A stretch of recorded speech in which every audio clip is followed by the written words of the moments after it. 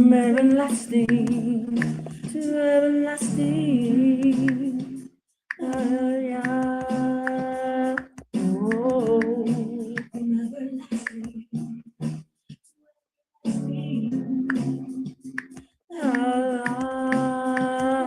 Oh, yeah. From everlasting. Yeah. Mhm. Shelly Vasquez, peace and Baruch and sister. Now, yeah, sing. Hallelujah.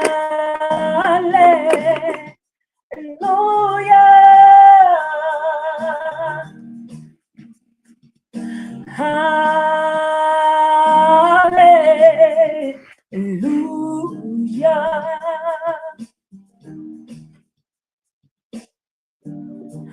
From the beginning, Yeshiva. Hi, shalom, sis. Peace and Baruch and Shabbat shalom to my people. I love you all. I'm so happy to see you today.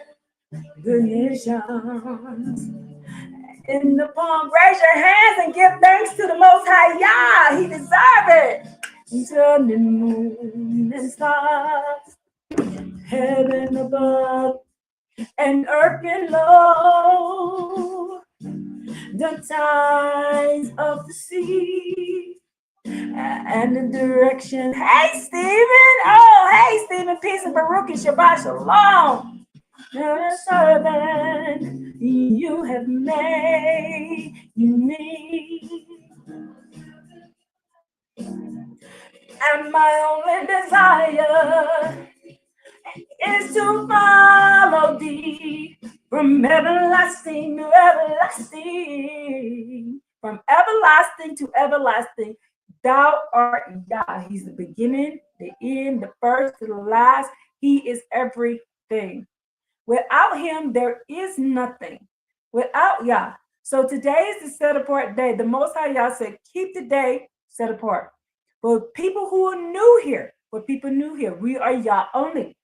Today is the Sabbath, and we only worship Yah on this day. We only give reverence to him. We don't pray in any other God's name. We don't do blood sacrifices. We don't do anything with this channel. If you are not Yah only and you do not want to observe these things, if you want to argue and fight and debate, this is not the day. I will not tolerate it.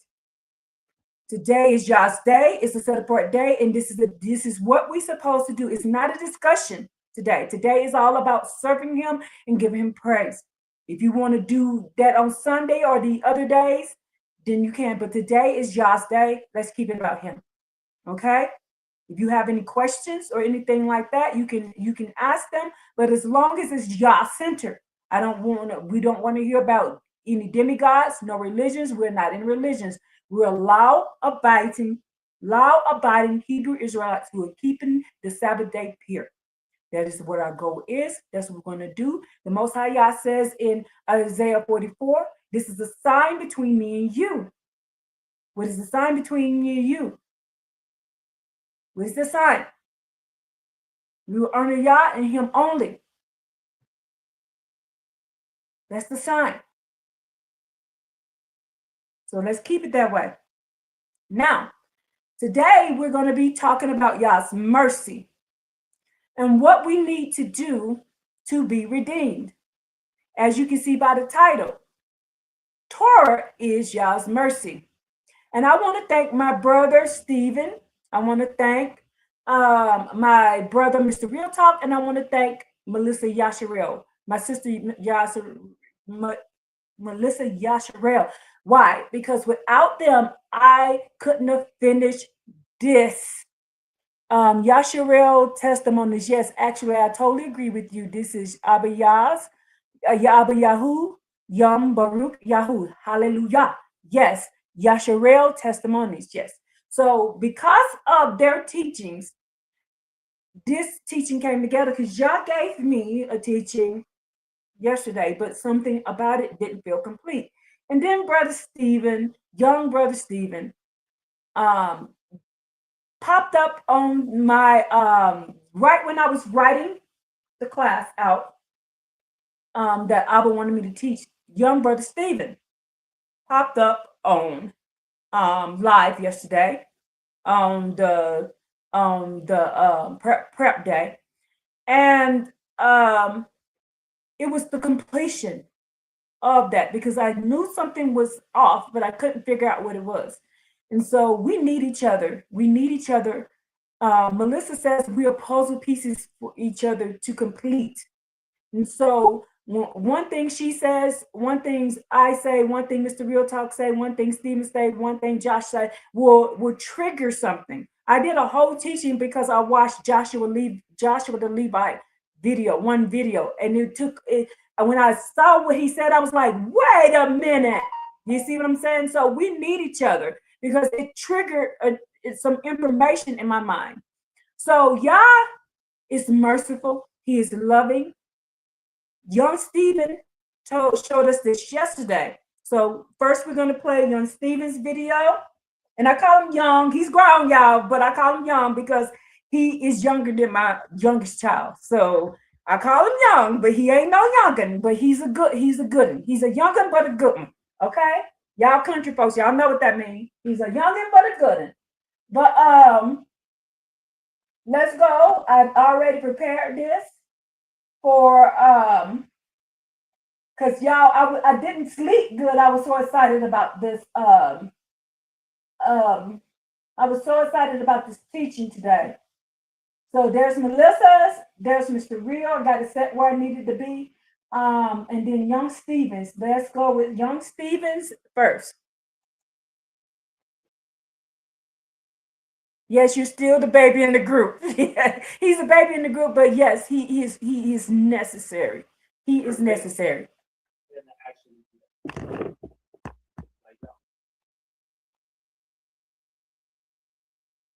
Yeah, too much power can corrupt the mind. Yeah, man. Yeah.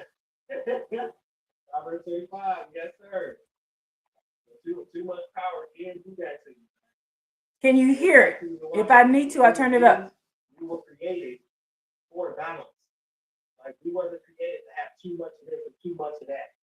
It was always created based off of balance. So if we get a power like that inherently, and then next thing you know, you eat some more power. Come on, bro. That's imbalance, bro. That's imbalance. And that's disobeying God too. So even if, right? I think eating the tree of life would have been worse. That would have been worse. Eating the tree of knowledge of good and evil. This right here. Disobeying God, so you're going to be at a different state, which is a sinful state, while you're trying to be immortal at the same time.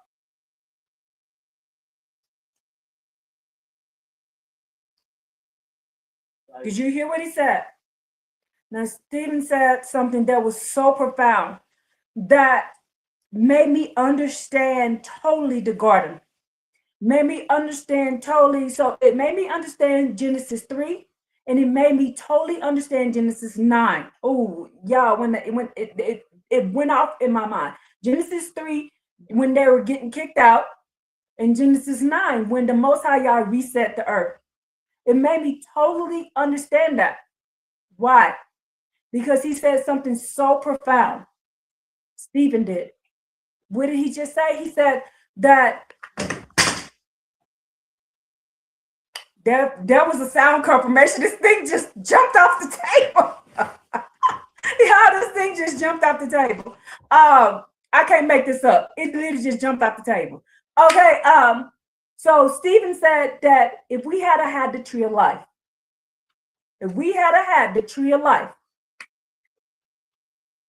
in an imperfected stage, what y'all would have to do? What would y'all have to do?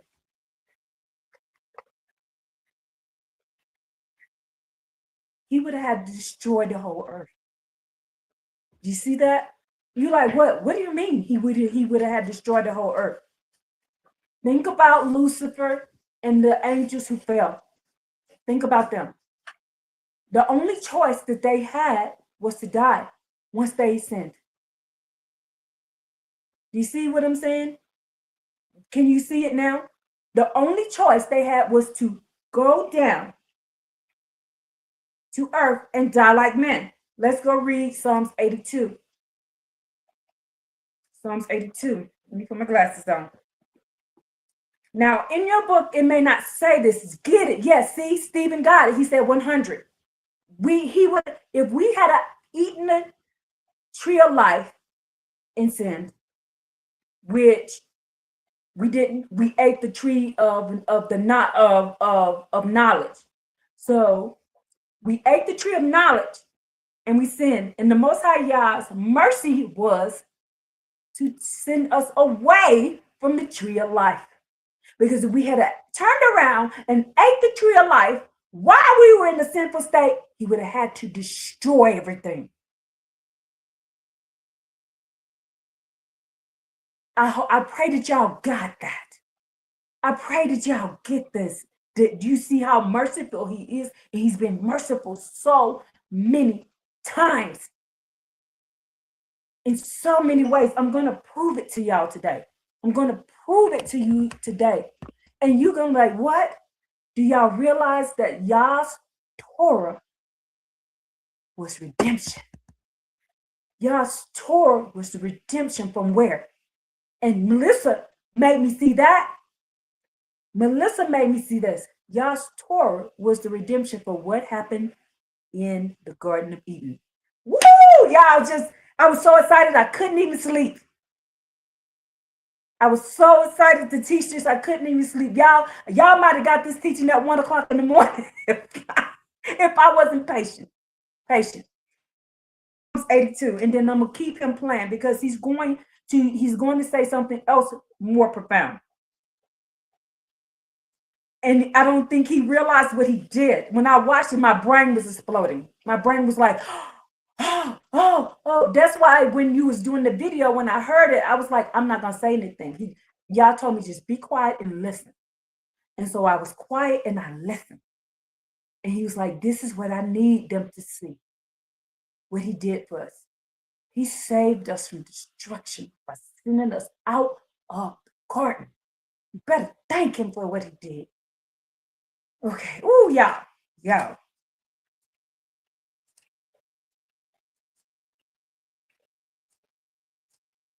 $82. Now, Psalms 82. Psalms 82 goes with the book of Enoch, but people don't realize it because what happened is they translated in a way to be deceptive. Let's read it. In my book. This is why I keep telling y'all to download this book and read it because it's written different. It says in here, the Most High Yah stands in divine assembly. What is that? That's among the heavenly beings. The Most High Yah stands in divine assembly. In the midst of the judges shall he judge. In the midst of the judges shall the Most High Yah judge. The Most High Yah is the ultimate judge of everybody and everything. Until when will you judge lawless and favor the presence and favor the presence of the wicked? Selah. Dispense justice for the needy and the orphan, and vindicate the poor and the impoverished. Rescue the needy and the destitute, and deliver them from the hands of the wicked. Who are the wicked? Let's find out who the wicked are. They do not know, nor do they understand. They walk in darkness.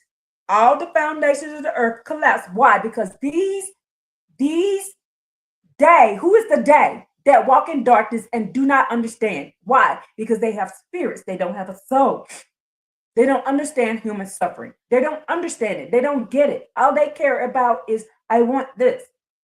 Pride. That's all they care about. Who is he talking about right here? Let's keep reading. He says here that they walk in darkness and all the foundations of the earth collapse. I said, you are angelic. Oh, so he's talking about these don't understand because they're who? They're angels. You are angelic. You are who? The sons of the Most High Yah. All of you are. Who fell to the earth in the book of Enoch? Who fell to the earth? They're the sons of the Most High God, and they don't understand human suffering because they originally were never made as humans. Keep reading. But like men, you shall die. And like the original prince, you shall fall. Who's the original prince that fell? Lucifer.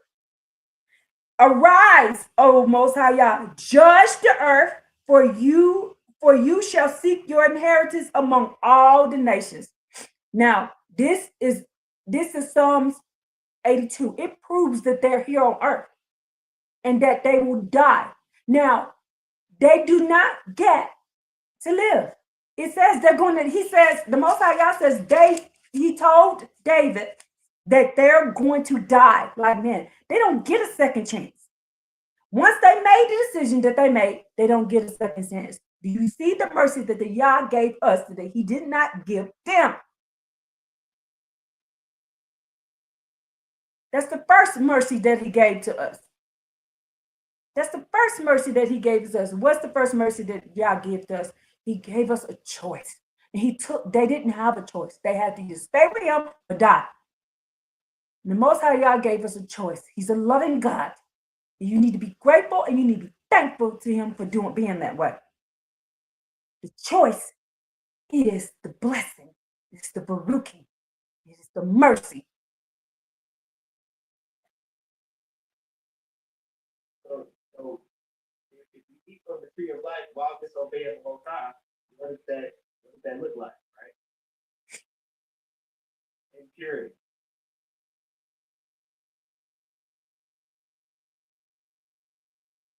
Because the expulsion,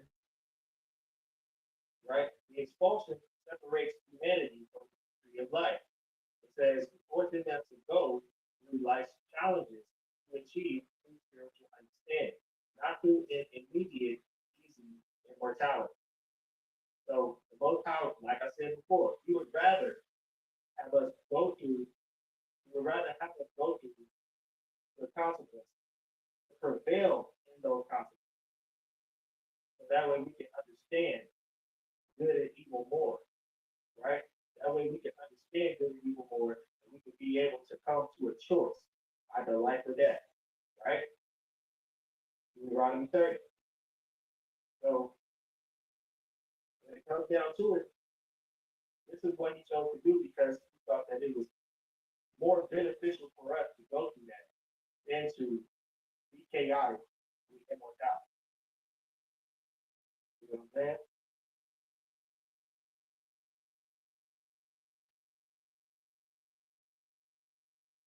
So it says spiritual growth through struggle.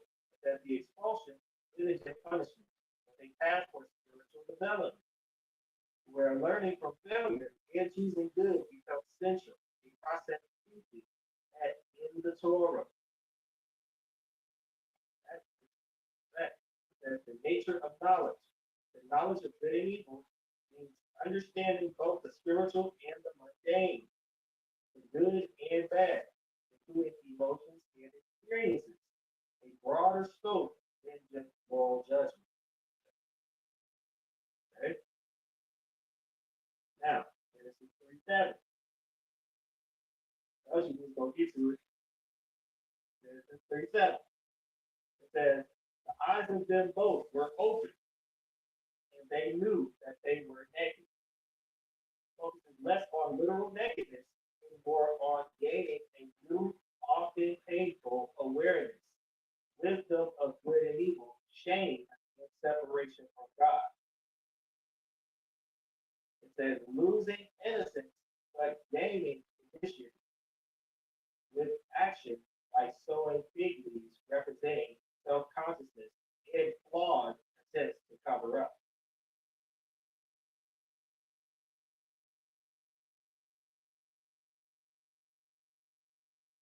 Highlighting themes of disobedience, this repentance, because they had a chance to repent. They See? didn't, right? This repentance, consequences rather than a personal so-called fault.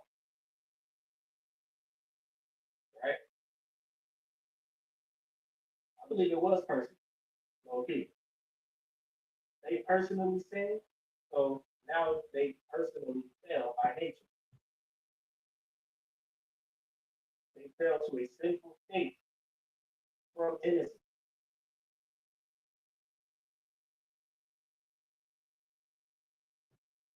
So I don't know what they mean by a personal fall from a different view, because a personal fall is what they would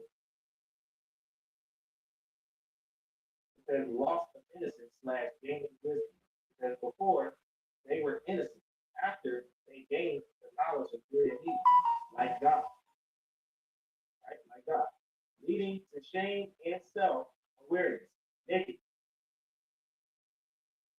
So this is why I say that they had a personal fall, because now they will eventually die, right? So it's either they could be able to live a long time for millennia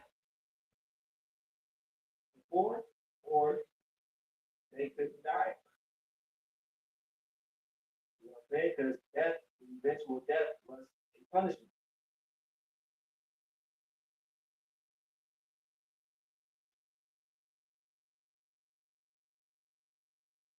Self, consciousness. It says a painful awareness of their flawed state. So they had an innocent state, and they had a flawed state. They had a perfect state, they had a flawed state, right? They had an innocent state, they had an evil state. Then they had a perfect state and a flawed state. So when it comes down to this flawed state, that was a painful awareness. They were shameful.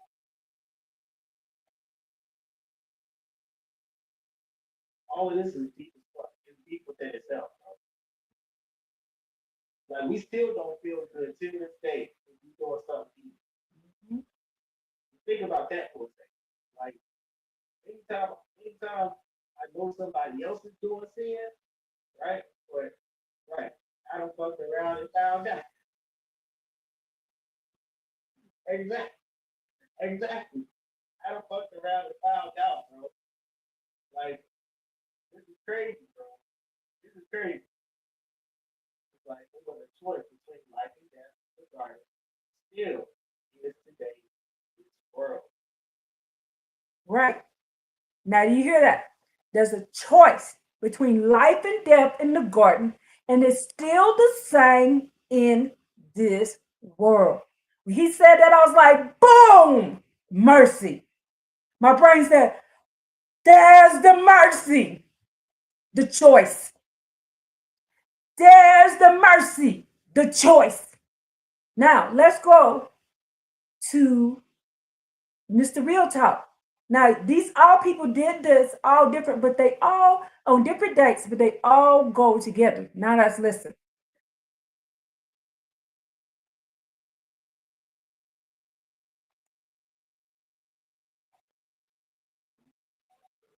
And it sounded like this with people like you all been with them, like you all, 10,000 of us. Okay, let me go back up a little bit more.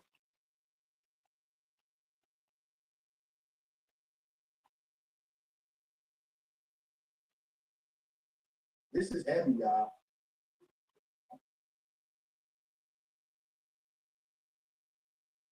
The master, and by the cherubim and the tree of life, I will also give to my husband to eat. And Now when listen, she made a choice that cost them the garden. form of a messenger and sang hymns like the messenger. So this is the trick, but she had to pass the test. He's reading from the book. He gave to your He's reading the from the book of Adam and Eve, and they're telling what happened um after they came out of the garden, which we don't have that in our book. It is actually located in the what y'all call the Apocrypha. father and all the females he gave to me. Makes sense, don't it? Go just a little bit more. the portion allotted to us from God. I bet you didn't know that everybody had a portion of God to eat allotted to them by God. I bet you didn't know that. This is not in your Bible. Y'all see this? Everybody had a portion of the God to eat that was theirs. It was guarding it. What? Why is this not in your Bible? Can you hear that? Now I guarded in my life the west and the south, but the devil went to Adam's life where the male creatures were. For God divided the creatures, all the males he gave to your father, and all the females he gave to me.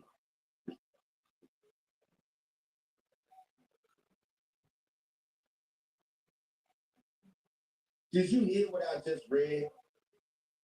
See in your Bible, you can interpret it however you want, but they leave a lot of stuff out. You come up with your own narrative. You want to know why Eve wasn't right there by Adam? Some people say, because she went off. She went off. Everybody was on their life. Allotted to them by the Most High. They was guarding. Eve was guarding her life. That's why she wasn't right there with Adam. Y'all see this? I'm telling you, it's so much stuff that they did to the Bible. So many things they took out and added in. Then they gave it to you and said, read this only. Don't look nowhere else. If I say so, I didn't give you authority. I didn't canonize.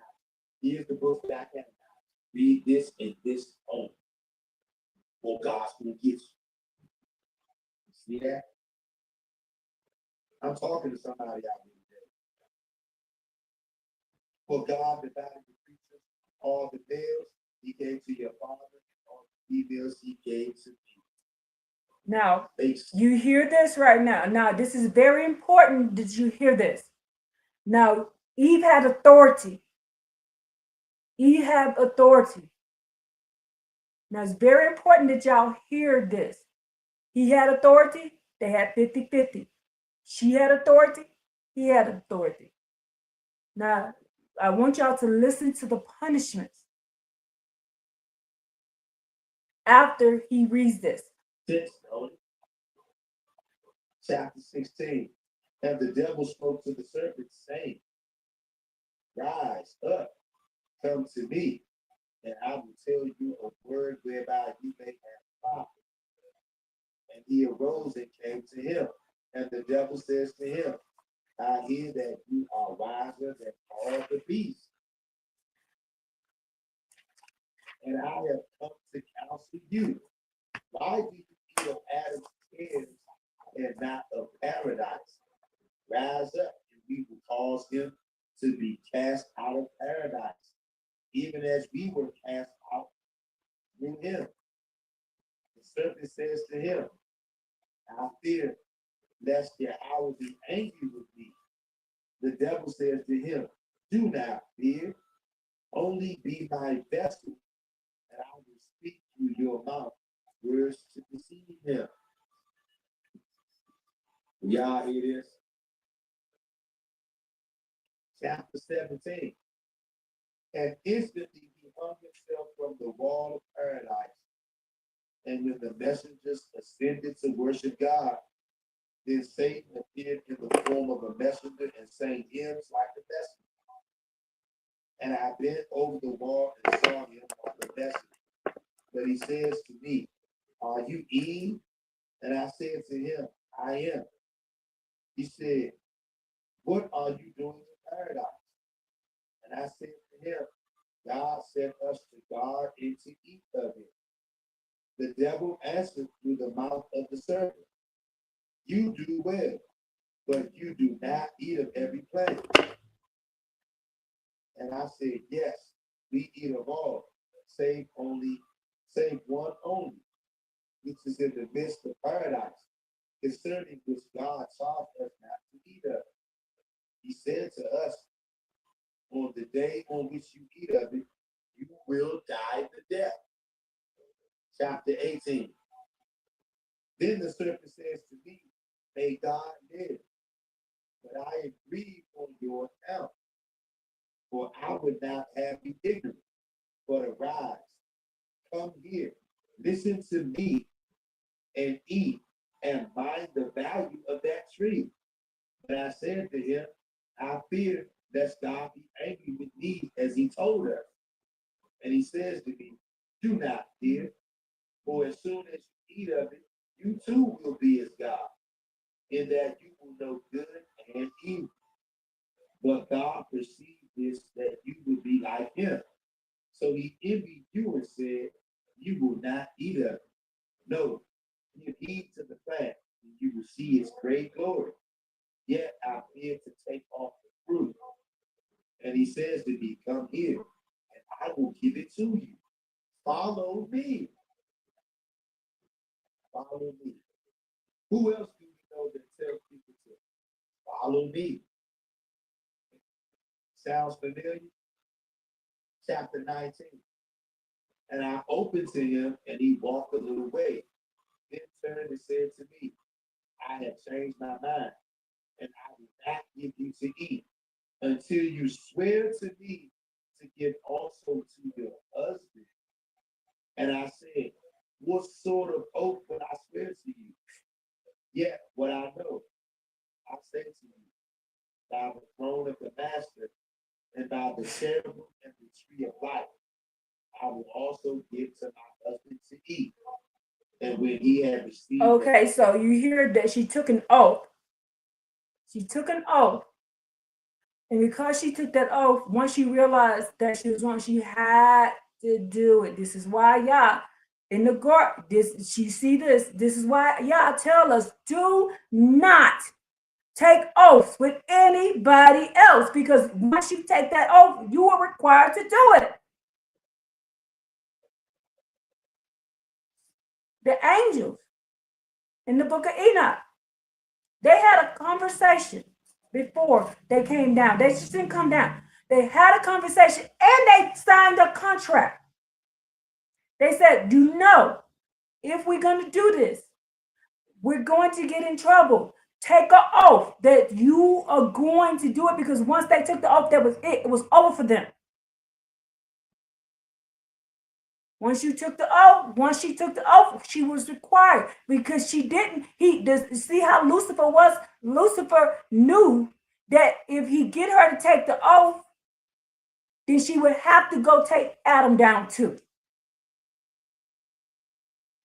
You see what I'm saying? Can y'all see where I'm going with this?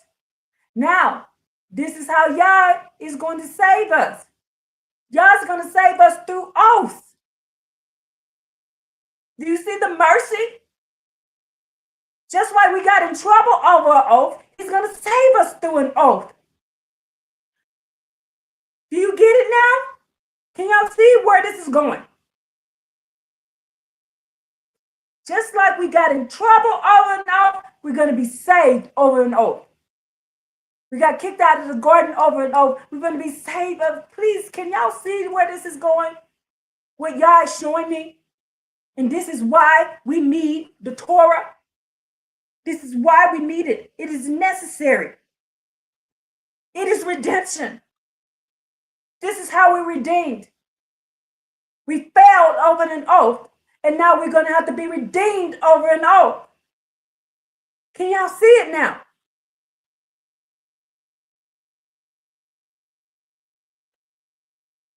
Exactly. He remembered the oath that he made with, because the Most High Yah says in Ezekiel 20, he made an oath. He made an oath and he was sticking to his oath. We made an oath. We have to stick to our oath.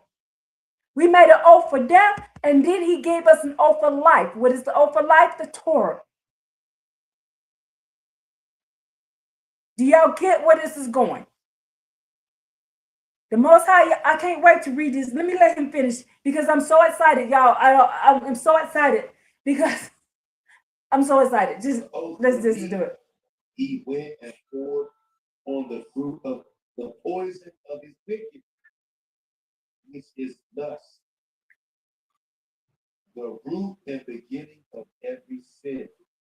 And he bent the branch on the earth, and I took the fruit and I ate.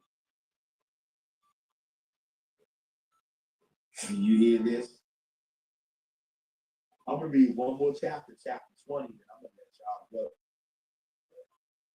And in that very hour, my eyes were open, and immediately I knew that I was bare of the righteousness with which I had been clothed. And I wept and said to him, why have you done this to me? In fact, you have deprived me of the glory with which I was clothed.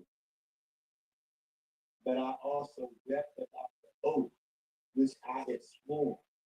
But he descended from the tree and vanished, and I began to seek in my nakedness, and my heart believes that I have shame.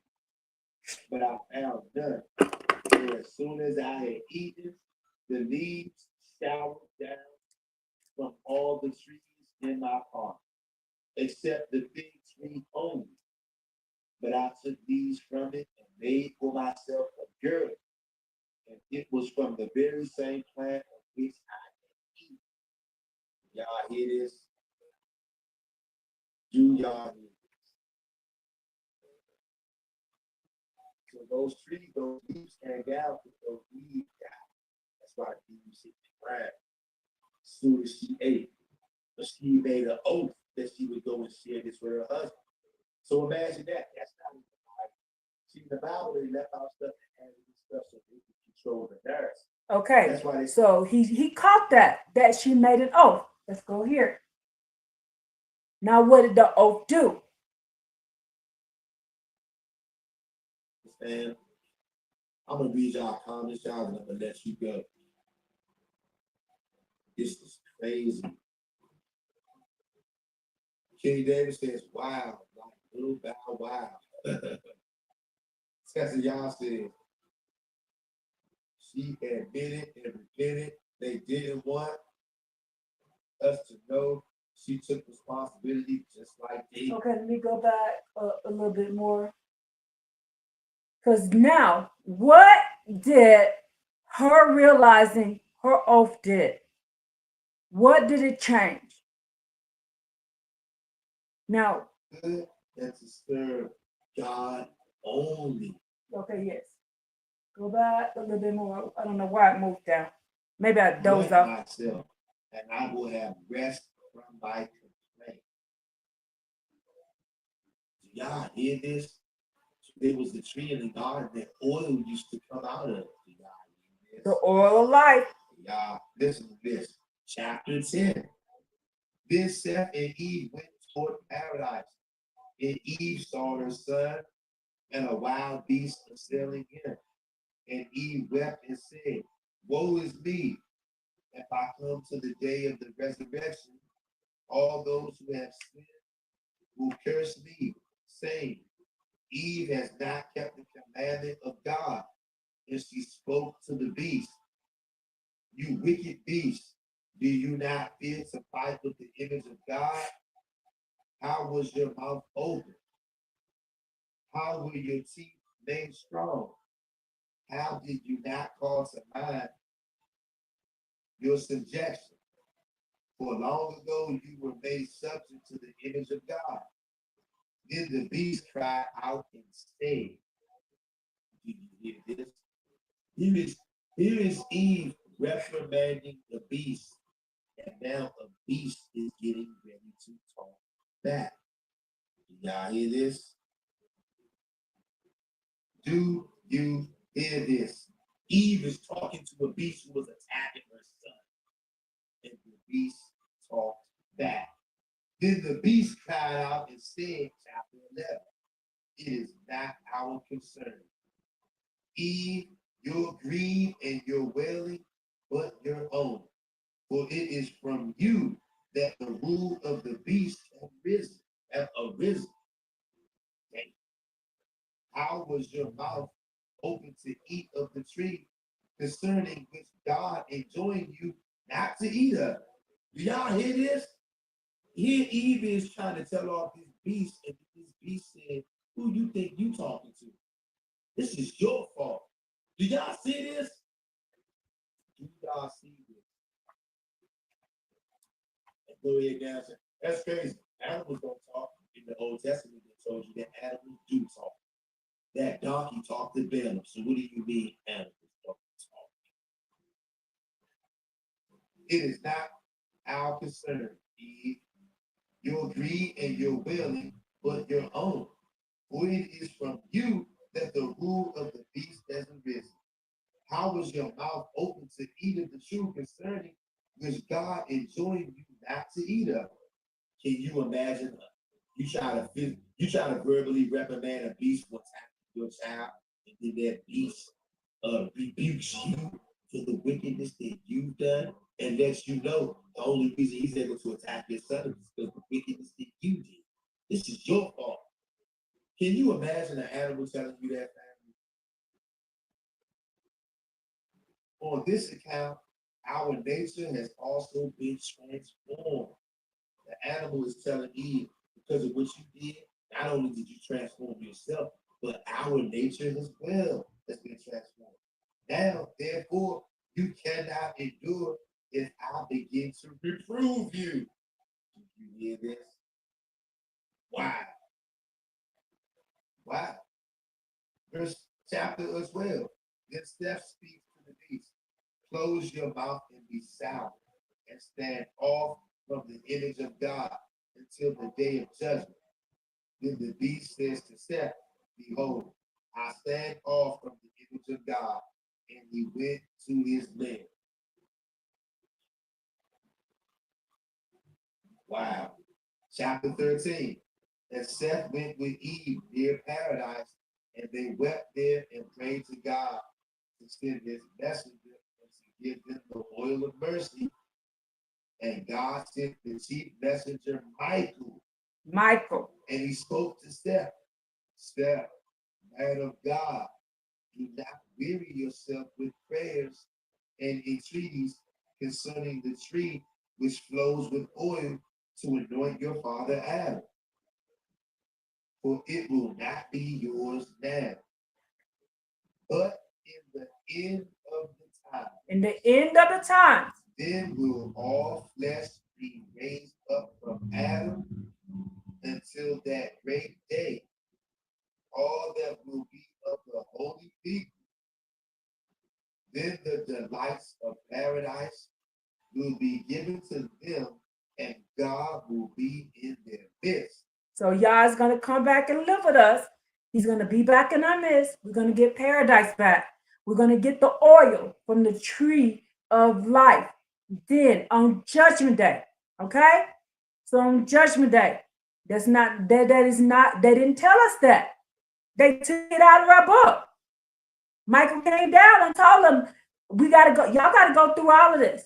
Y'all got to go through figuring it out. Y'all got to go through the choices. And then at the end, all the righteous were the righteous.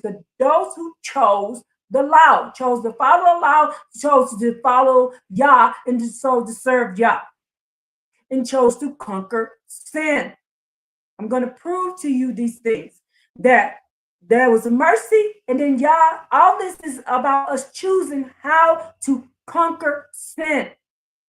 We have to have this book to understand and understand what it looks like for a person to conquer sin and for a person to let sin conquer them. That's what the choice that he gave them in the garden. Are you going to let sin conquer you, or are you going to conquer sin? Are you going to let sin conquer you? They allow sin to conquer them. The day of Abel dwells with us again is going to be beautiful. Yes, I cannot wait till he comes back. And for those people teaching we're going to heaven, he's coming down here. We're not going up there. This is heaven. This is paradise. They just made it bad. They brought sin into paradise, and the Most High Yah had to take us out of that portion of that. The whole world was going to be made into a paradise, and it's still going to be made into a paradise. He did not change his mind. He said that in Isaiah 45. He said, I created it to be inhabited, and he says in Genesis, I made everything good. We are the one who chose to allow sin on earth, but he had to do it this way. Why? Why did he have to do it this way? To give us a choice. The choice was mercy. Because remember, the angels didn't have a choice. They had to choose life or death. without going through the trials and tribulations of knowing the difference.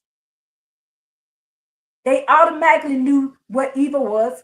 The Most High Yah made them know what evil was. He made them know what good was. We had to learn, which is mercy. Then we had to decide, do I like the evil? Do I like the good? The righteous like the good. Can we get a woo from that? Woo! Yes. Woo! Yes. Do y'all understand that? Do y'all see what is going on here?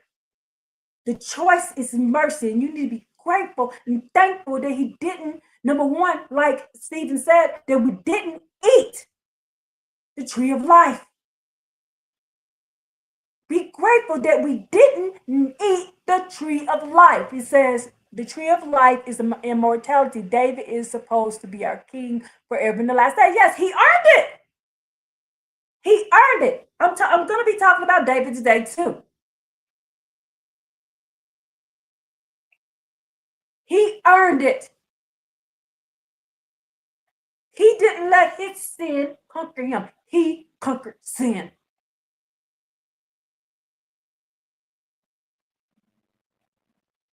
He conquered sin. They tell us we can't. Yes, we can. There's so many examples of it. If you read the book, you'll see there's many examples of Israelites conquering sin. Joshua was one. I'll be talking about Joshua today too. Now let's keep building this up. So let's keep learning this. But do you see that he told you the beginning from the end? You got to wait until the end to get the tree of life. But after we go through these trials and tribulations of learning what sin is and do we really like sin? Remember in Ezekiel 9, the Most High Yah said he's going to place a tile on the forehead, the X, the tile on the forehead of those who hate the abominations of earth. You hate sin.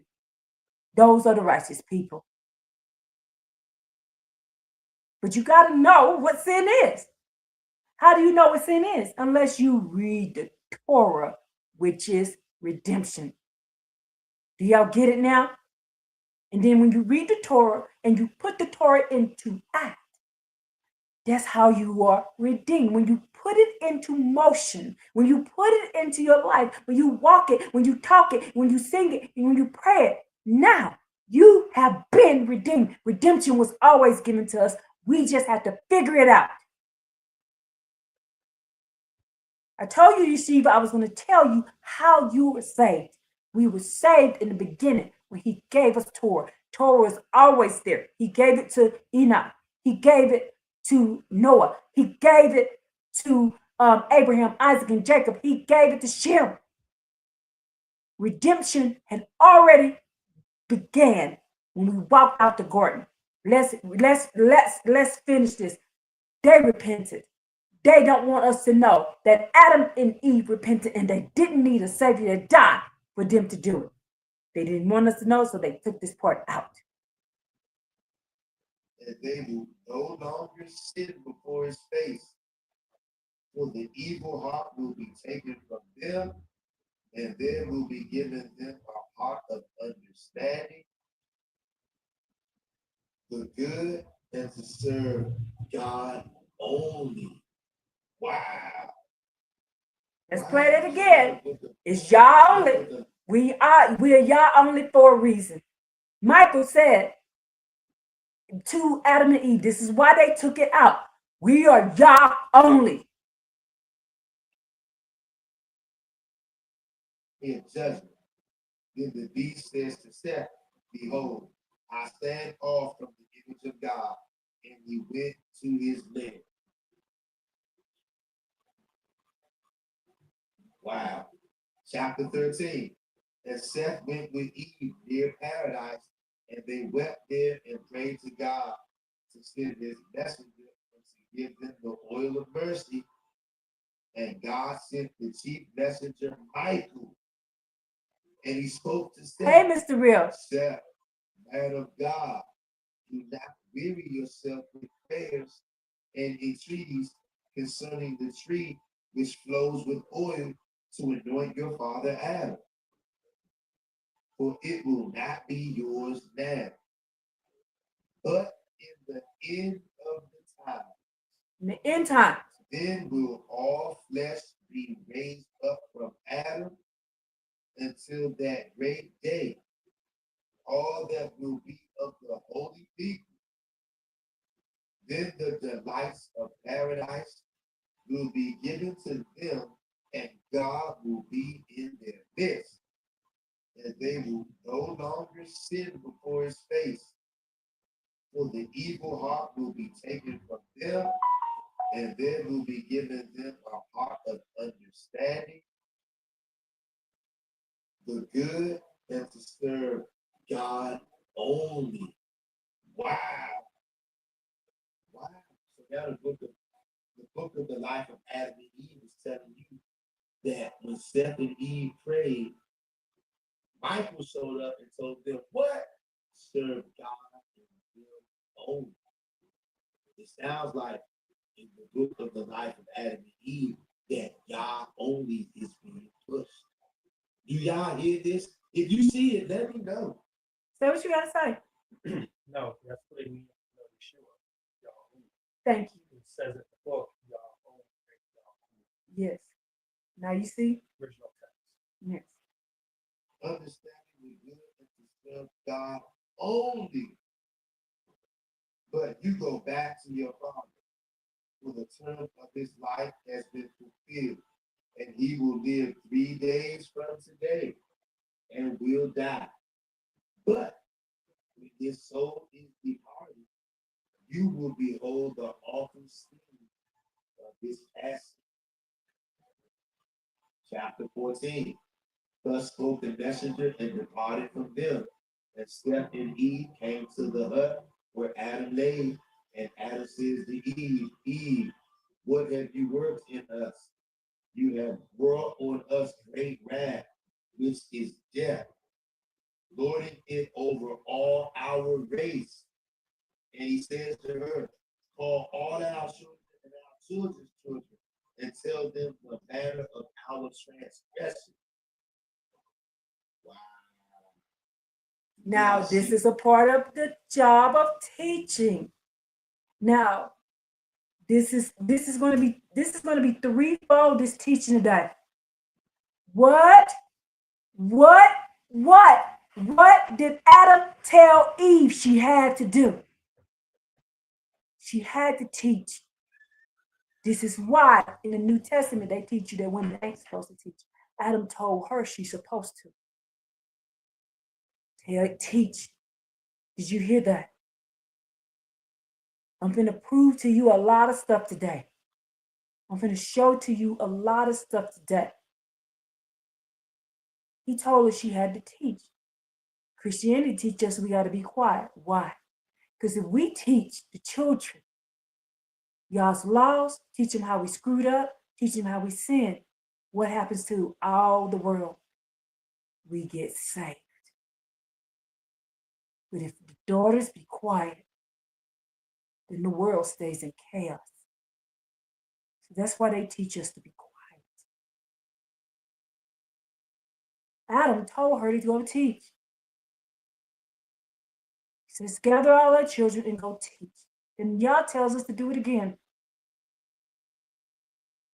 Look what they done to our world by making us be quiet. Look what they done to our houses.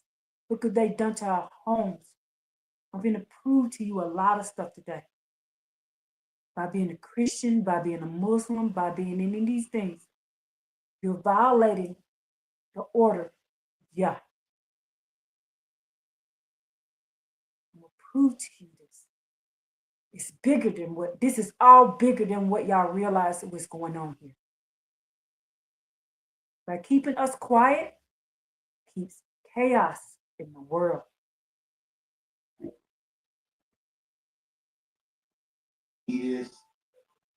This is heavy.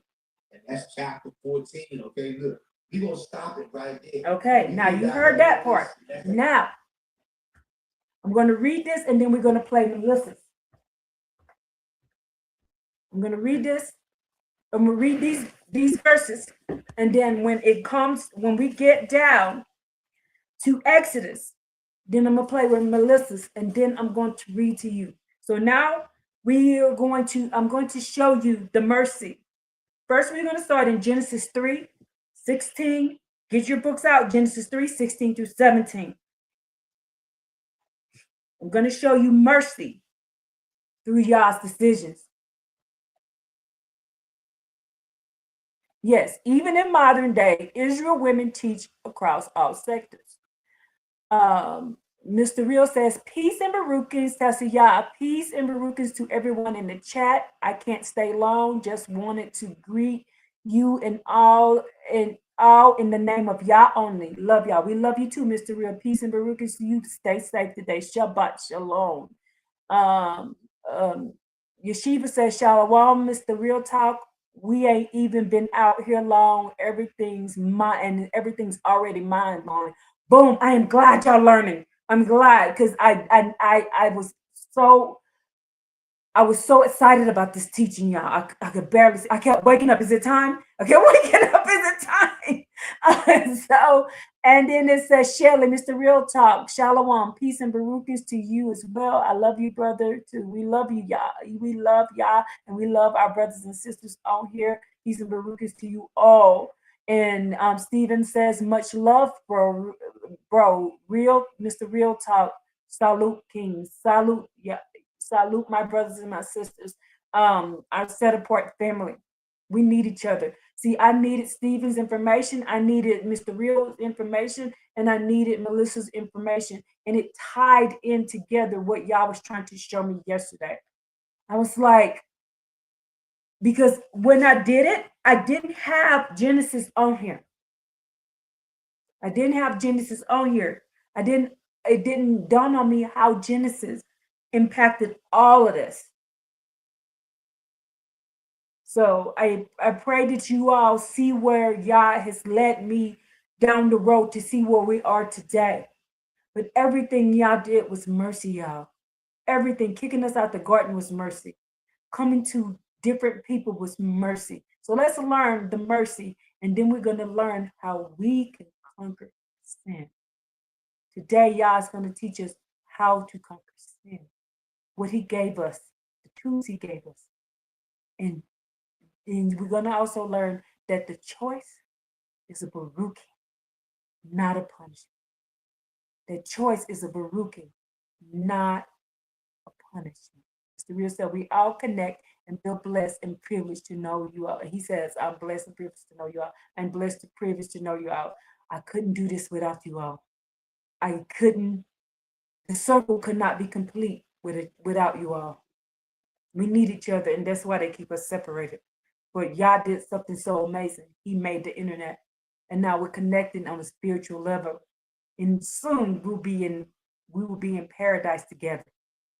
We will be in paradise together. But he got us connecting on a spiritual level. Now we can connect with each other spiritually through this internet.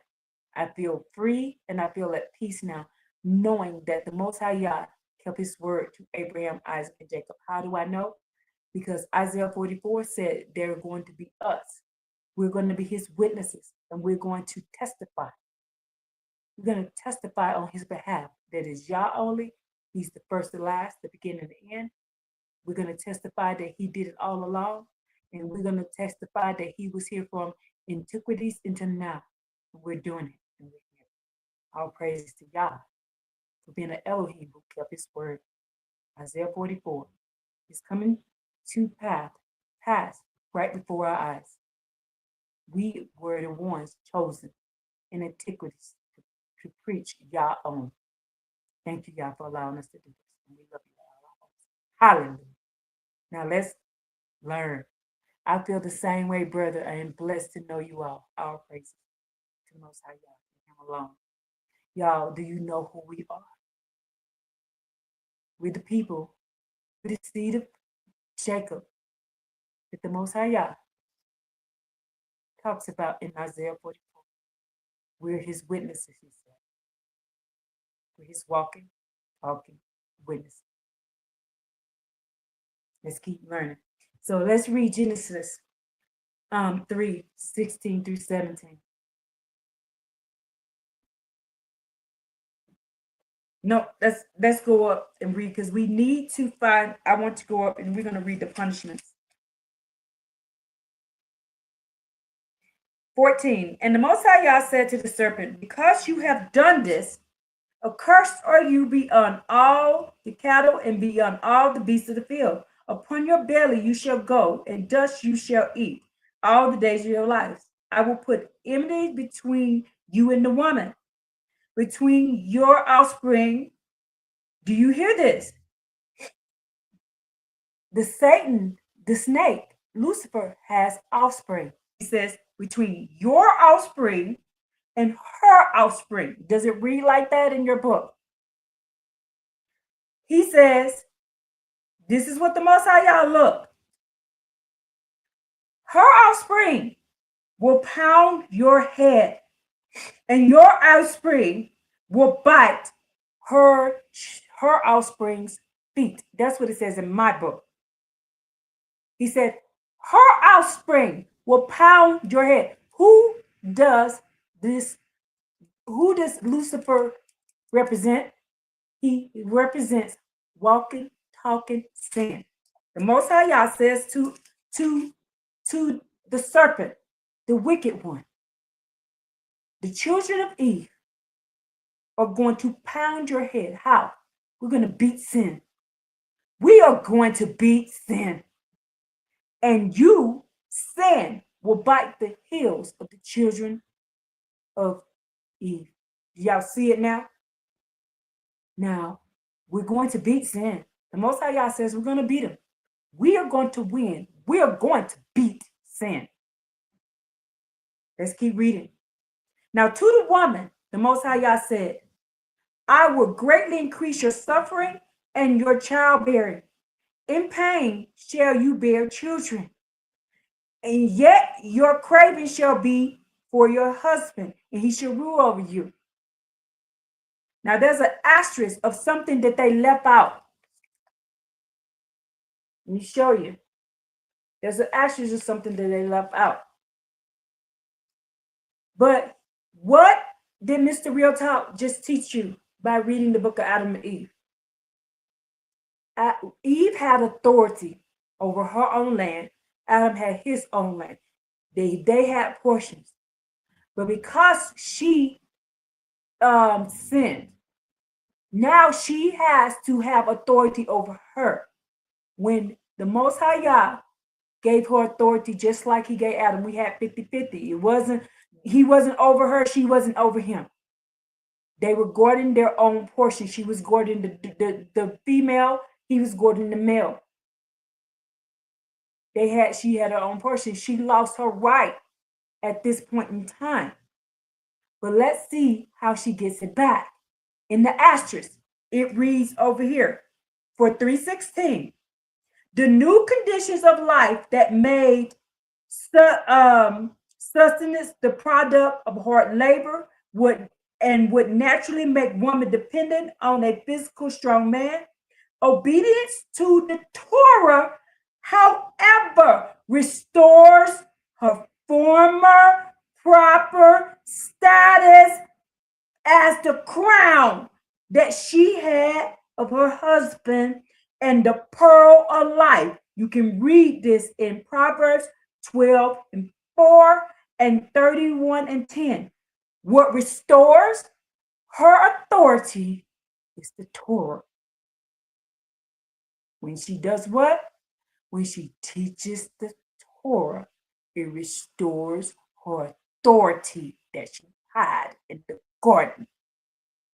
So for them to say she cannot teach takes away the authority that the Most High Yah gave the daughters of Zion, the house of Jacob. Let's listen to Melissa's video now. No. Let's not listen to Mrs. Let's go and let's read Genesis 9:1-7. We're going to do all of this, and then we're going to, when we get to Exodus, we'll play Melissa's, because I want to show you other places where the Most High Yah gave us mercy. All of the thing, everything Abba Yah did was mercy. Let's go. This is why I keep telling y'all, this is why they don't want us reading this book. Let's keep reading about the hard labor for Adam. And Adam, he said, because you listened to the voice of your wife and ate the tree about which I commanded you, saying, you shall not eat it. Because you did this, we cannot just eat freely. He's going to have to work to eat.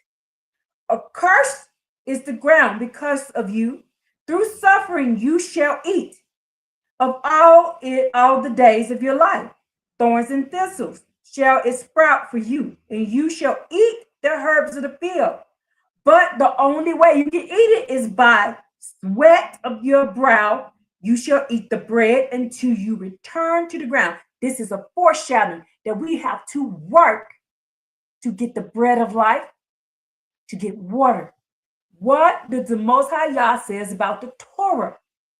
We have to perform it, perform the Torah.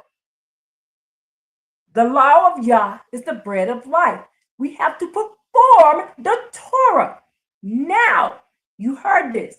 When you go in, I'm gonna show you that the Most High Yah kept this as a stipulation throughout our life. The men are supposed to perform the Torah, and the men are supposed to what? The women are supposed to do what? Teach the Torah. I'm going to show it to you. When you perform the Torah, what do, man? You put it in action. And when people in the world, the other nations, do not want to perform the Torah, what do? You go in and you kick their asses. And you say, you do this Torah, or I'm going to kick your ass. That is your job. You're enforcement. You're the bouncer of the Torah. The daughters of Zion teach the Torah. The men put it into action. Y'all force it. Y'all the brawn. He says the strength. This is not a downplay. This is 50-50. The daughters use our mouth. We teach, and y'all put it into action.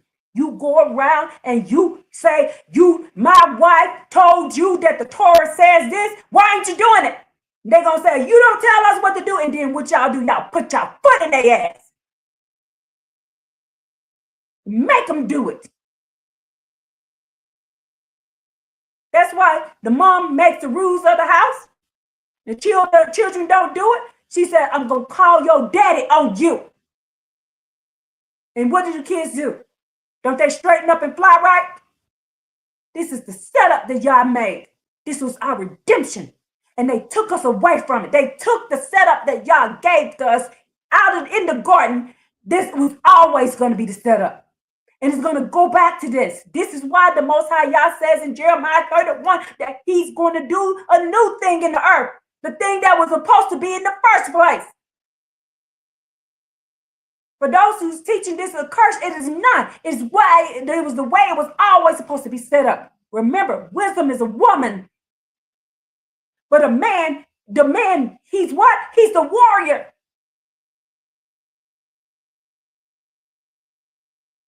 When they separated us, they separated the whole.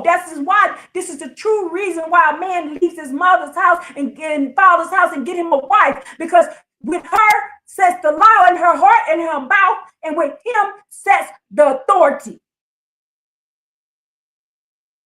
Do y'all get what I'm teaching y'all now? This is 2, 3, 4 fold.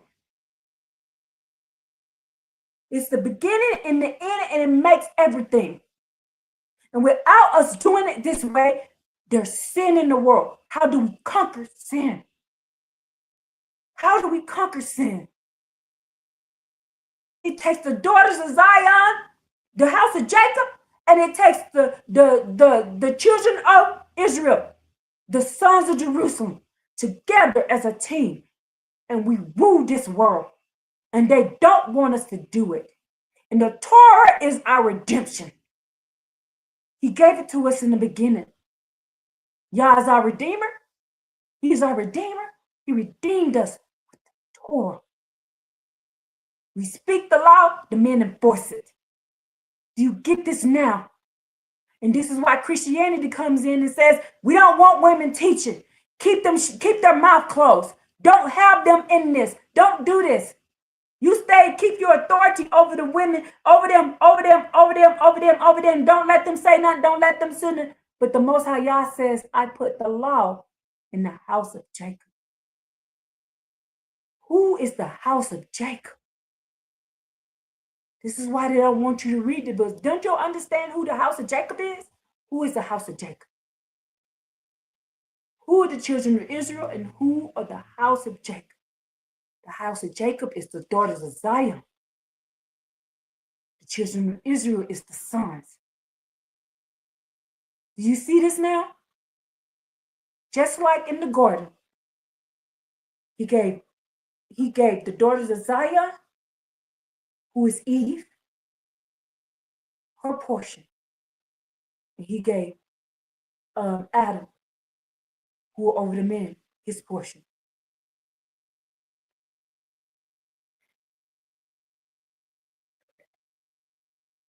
Wisdom is the mouth of Yah, Stephen says, and women should teach. They have every right to. It's not just our right. It's our salvation. Do y'all realize that now? It's not just our right. It's our salvation. And y'all enforce it. Y'all enforce it. We cannot do it without each other. I cannot do it without the men, and the men can't do it without me. Do you understand? This is why this teaching came about, because when I went to the men, when I went to Stephen, when I went to Josh, when I went to Mr. Real Talk, and I was like, I see this part now. When I teach, you see something.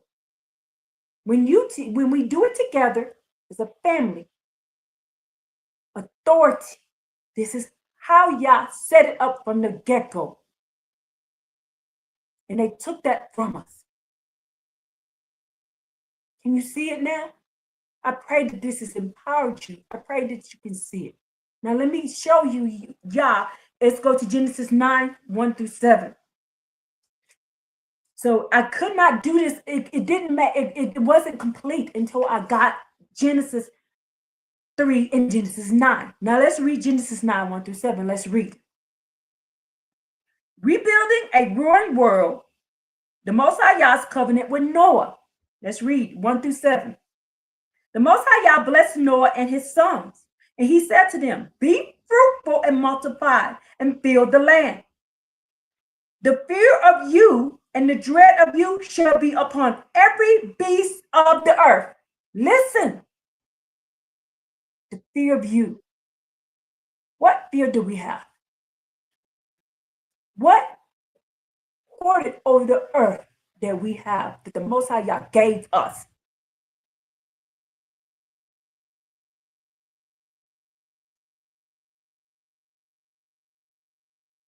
Yeshiva says, Stephen, didn't we both say yesterday that we're powerful together for the right reasons?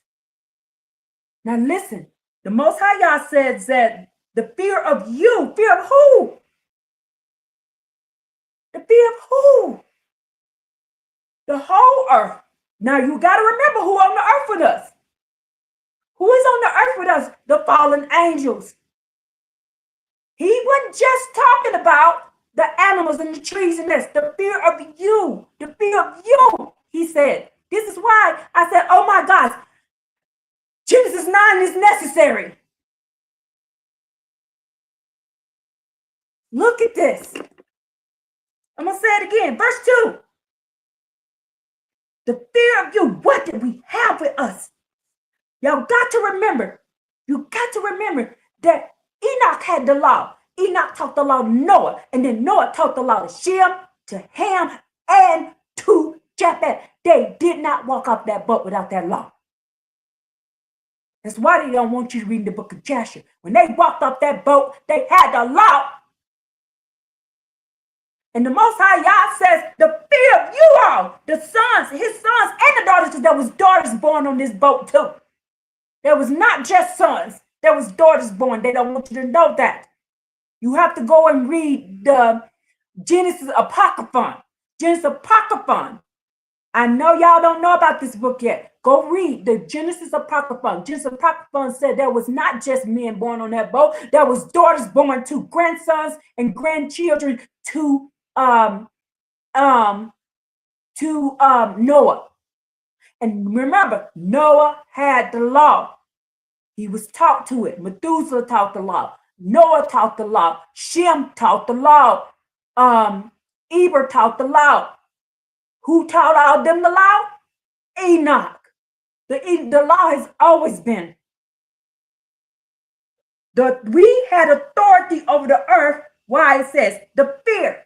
Fear just means respect.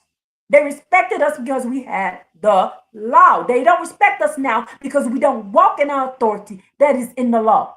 That's why we don't have no respect right now. When we start walking in the authority of our law, the respect comes back. They would have to. Because the Most High Yah says if they don't respect the law, you die. And they know it. The reason why the world is in the state that it is in, because we are not doing what we were hired to do, and that's protect the earth with the law. The Most High Yah put us here for a reason. There's something else that y'all don't know. I don't think y'all ready for. Why did the Most High Yah bring Adam and Eve down here? What were they protecting the earth from? Who were they protecting the earth from? Didn't you hear that part? They was there guarding it. And then the Most High Yah told us to go out and conquer the earth. Who are we conquering the earth from? Who? Y'all ain't ready for this. Let's keep going. The fear of you and the dread of you shall be upon every beast of the earth and upon every bird of the heaven and everything that moves on earth and in all fish of the sea. In your hand they are given. Now he done gave it to us again. What he gave to us in the garden. He has reestablished us again as authority of the earth. Let's keep going. And every moving thing that lives shall be food for you, like the green herbage. I have given you everything. But flesh with its soul is the blood, and you should not eat.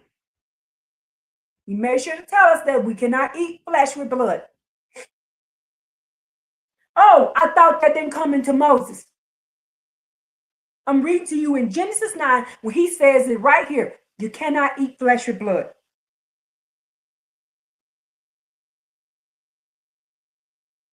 Is that in your book? I bet it ain't. He says, don't eat flesh, don't eat blood. Let's keep reading. But flesh, with its soul, it is the blood. You shall not eat it. However, your blood, which belongs to your soul, I will demand. On every beast will I demand it. But of every man, for death of his brother, I will demand the soul of man. Whoever sheds the blood of man, by man shall blood be shed. He already teaching us right here, eye for an eye, in Genesis 9. So they're lying when they said that the law wasn't there. Then why is it written? The same laws that are given to us, the Torah that was given to us, was given to you again in Genesis 9.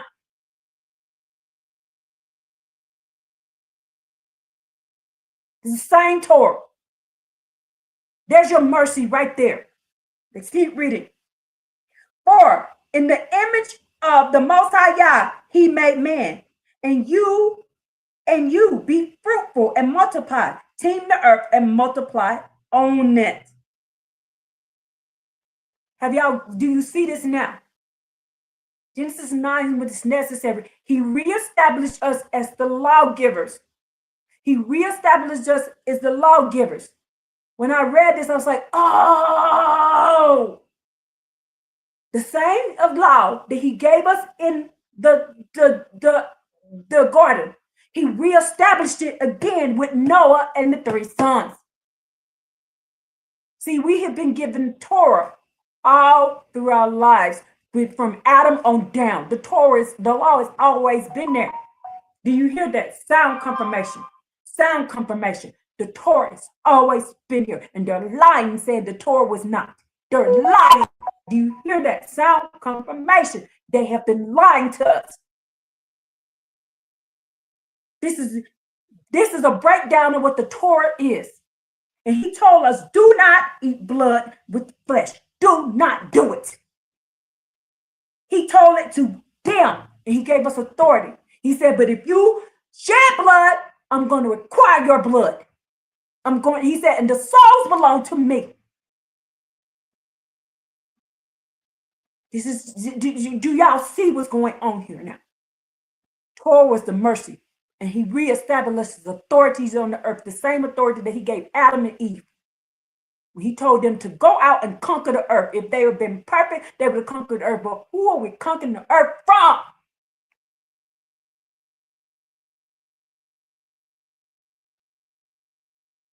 Y'all gonna learn. Let's keep going. Let's go to Genesis 17.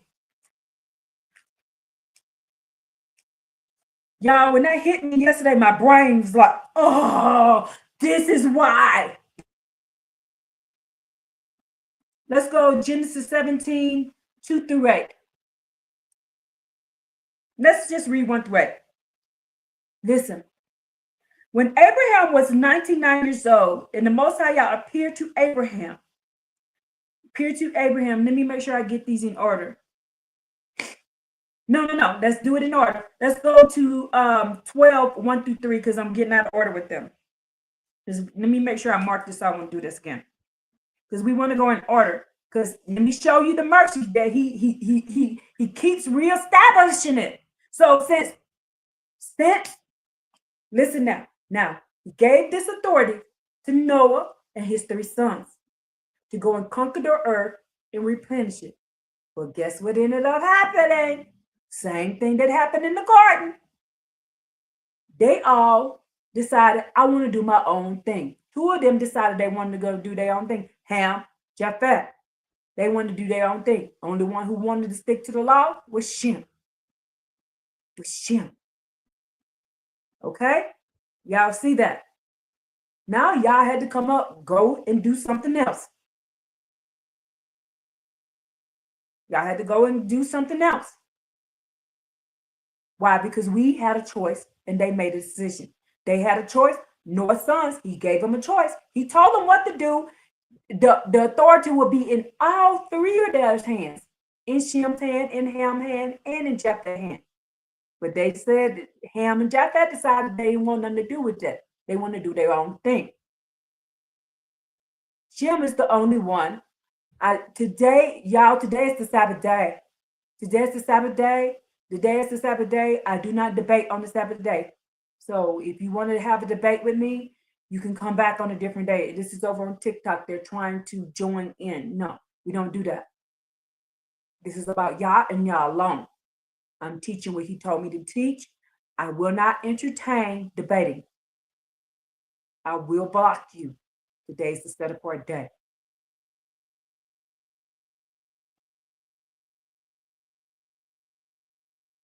Now let's keep going.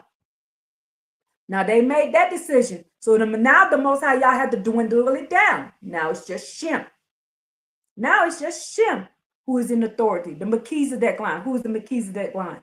Melchizedek is not a person. The one thing I just learned, Melchizedek is not a person. Melchizedek is a group. That's why Shem was a Melchizedek. So was Methuselah was a Melchizedek. So was Enoch. So was Abraham.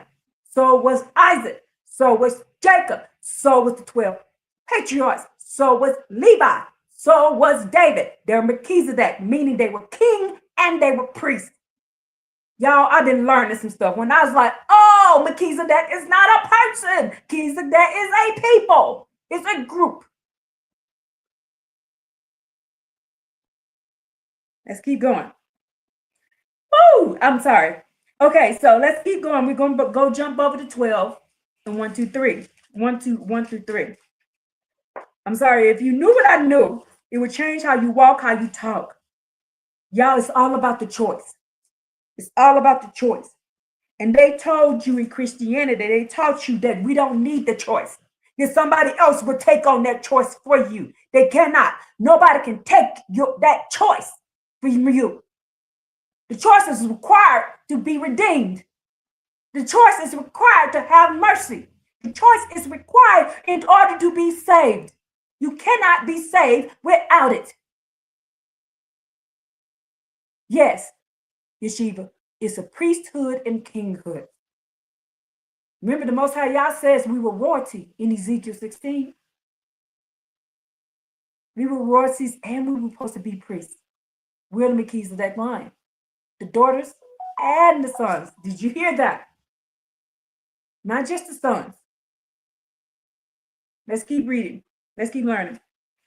Okay, we're going to read 1 through 3. The Most High Yah said to Abraham, go for yourself from your land, from your relatives, and from your father's house to a land that I will show you. And I will make you a great nation. I will baruch you and make your name great, and you shall be a blessing. I will bless the house who bless you, and him who curse you, I will curse. All the families of the earth shall bless themselves by you. How? How? How? The exact same way it says in Genesis 9. You will be blessed by you. What did Abraham have in him? The law. See, they don't want you to know that Abraham went and learned the law from Shem. If you read that in the book of Joshua, you would know that Abraham went and learned from Shem the law. That's when he came back to his daddy's house and was clicking out on terror. Because he was like, you doing all this sin, we ain't going to have this round here. We don't do this round here. We serve Yah and Yah alone. If you go and read in the book of Joshua, that's what Abraham was saying. And that's why Abraham was clicking out on people. Not because Abraham was crazy, because Abraham knew the law. Hey, Linus, peace and Baruch, I'm so glad to see you here. So Abraham had in him the law. He was a Melchizedek priest. He was the king and he was a priest. Just like his granddaddy, Shem. Just like Eber was. Let's keep going. Now we're going to go Genesis 15. 1 through 17. Let's keep going. When y'all showed me this yesterday, I was like, oh, I hope this is blowing your mind like it's blowing mine. I hope you can see it the way the Most High Yah has me seeing this. Because it was established. The Most High Yah does not change. He did not change his mind. And he keep reestablishing. We are the one who keep saying no. We are the one who keeps walking away from the authority that we have. It is us who's doing this. It is us. He's kept his word the whole time, even from, he's kept his mercy, he's kept his word, he's done all of this. All we have to do is accept the terms of the oath. We made an oath to him that we would do this, and we just have to accept our oath. And I'm going to show you that this is how you get saved. You don't get saved by drinking blood and doing baptism and doing body. You get saved by the mercy of the Torah.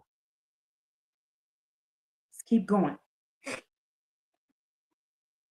And we're going to read 1 through 17, basically the whole thing. We're going to read all of the thing.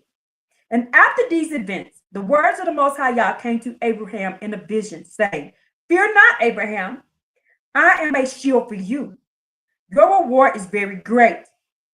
And Abraham said, my master, the Most High Yah, my Elohim, what can you give me, seeing that I go childless? And the steward of my house in the Damascus is the Damascus Eliezer. Then Abraham said, see to me, you have given no offspring. See, my steward inherits me. Suddenly, the words of the Most High Yah came to him, saying that one will not inherit you. No, one will not inherit you. Only he that shall come forth from you, within you, shall inherit you. And he took him outside and said, gaze now towards the heavens and count the stars if you are able to count them. And he said to him, so shall your offspring be. And he trusted in the Most High Yah. Abraham did what? What did Abraham do? He trusted Yah. And he reckoned it to him as righteousness. And he said to him, I am the Most High Yah who brought you out of Kashadim to give you the land to inherit. It is the Most High Yah who brought Abraham out. He always bringing us out, y'all. He's always bringing us out. It is the Most High Yah that brought us out of the garden to save us. It's the Most High Yah who brought us out of the ark to save us. It is the Most High Yah who brought us out of the wicked cities to save us. It is the Most High Yah who brought us out of sin by giving us the Torah. Hallelujah. Let's keep going. And the Most High Yah said, no, Abraham said, my master, the Most High Yah, whereby shall I know that I am in to inherit it? And he said to him, take to me there 3 heifers and a goat and a ram and a turtle dove and a young dove. And he took all these things to him, and he cut them in the center and placed each piece of opposite its counterpart. The birds, however, he did not cut up.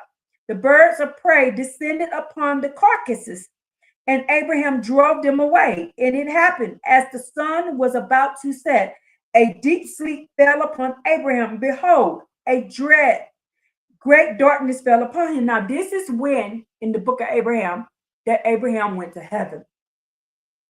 This is when Abraham went to heaven. They took this part out when Abraham went to heaven. If you read the Revelations of Abraham or the Apocalypse of Abraham, you'll find out what happened. And he said to Abraham, know certainly that your offspring shall be aliens in the land of their own. This is when he tells us in the last 400 years, we're going to go into slavery. How do I know this? You have to read the Apocalypse of Abraham, the book of Abraham, to find out. And he tells him right here, the last 400 years, we're going to slavery. Why? Because we committed human sacrifice. But also the nations that they shall serve, I shall judge. He tells him the same thing in the Apocalypse of Abraham, that he's going to judge them guilty. Why? Why? One person asked this question, why would the Most High Yah bring this other nation over on the children of Israel and then punish them? Why? Because everybody is required to follow the laws. You cannot grape. You cannot shed men's blood. The only thing they were supposed to do is carry us off into the other lands, and we still had to follow the law. We were not, they were violating the law too. The Most High, the law is the law. It's for the whole earth, not just for the children of Israel. It's for the entire earth. We're required to follow the law. They broke the law, and we broke the law. He beat our ass. You think he ain't gonna get y'all too? Sound confirmation. That's why he's going to get them. The law is the law. The Most High Yah says the law will be here. The earth will pass away. The moon will pass away. The stars will pass away. And the law will still be here. They don't get to violate the law. We violate the law, we get punished, but they violate the law and they don't. Make that make sense when the Most High Yah said he don't change. Keep reading. Now, and they will serve them, and they will oppress them for 400 years. But also the nations that you will serve, that they will serve, I shall judge, and afterwards they will leave with great wealth. Afterwards, after this, y'all, we're leaving with great wealth. After this, we're leaving with great wealth. What is the wealth that we're leaving with, y'all? Isaiah 52 tells you what that is. That's the Torah. Keep going. And as for you, you shall come to your ancestors in peace, and you shall be buried in a good old age. And the 4th generation shall return here, for the iniquity of the Amorites shall not yet be full until then. So he says, will not return into the iniquity of the Amorites. We will not return to this land. We will not return to the land into the iniquity of the Amorites. When was that? When was the iniquity of the Amorites was up, was high? When Joshua came back. He told Abraham this before it even happened, before he even had kids. When was that? When Joshua came back. Keep going. So it happened.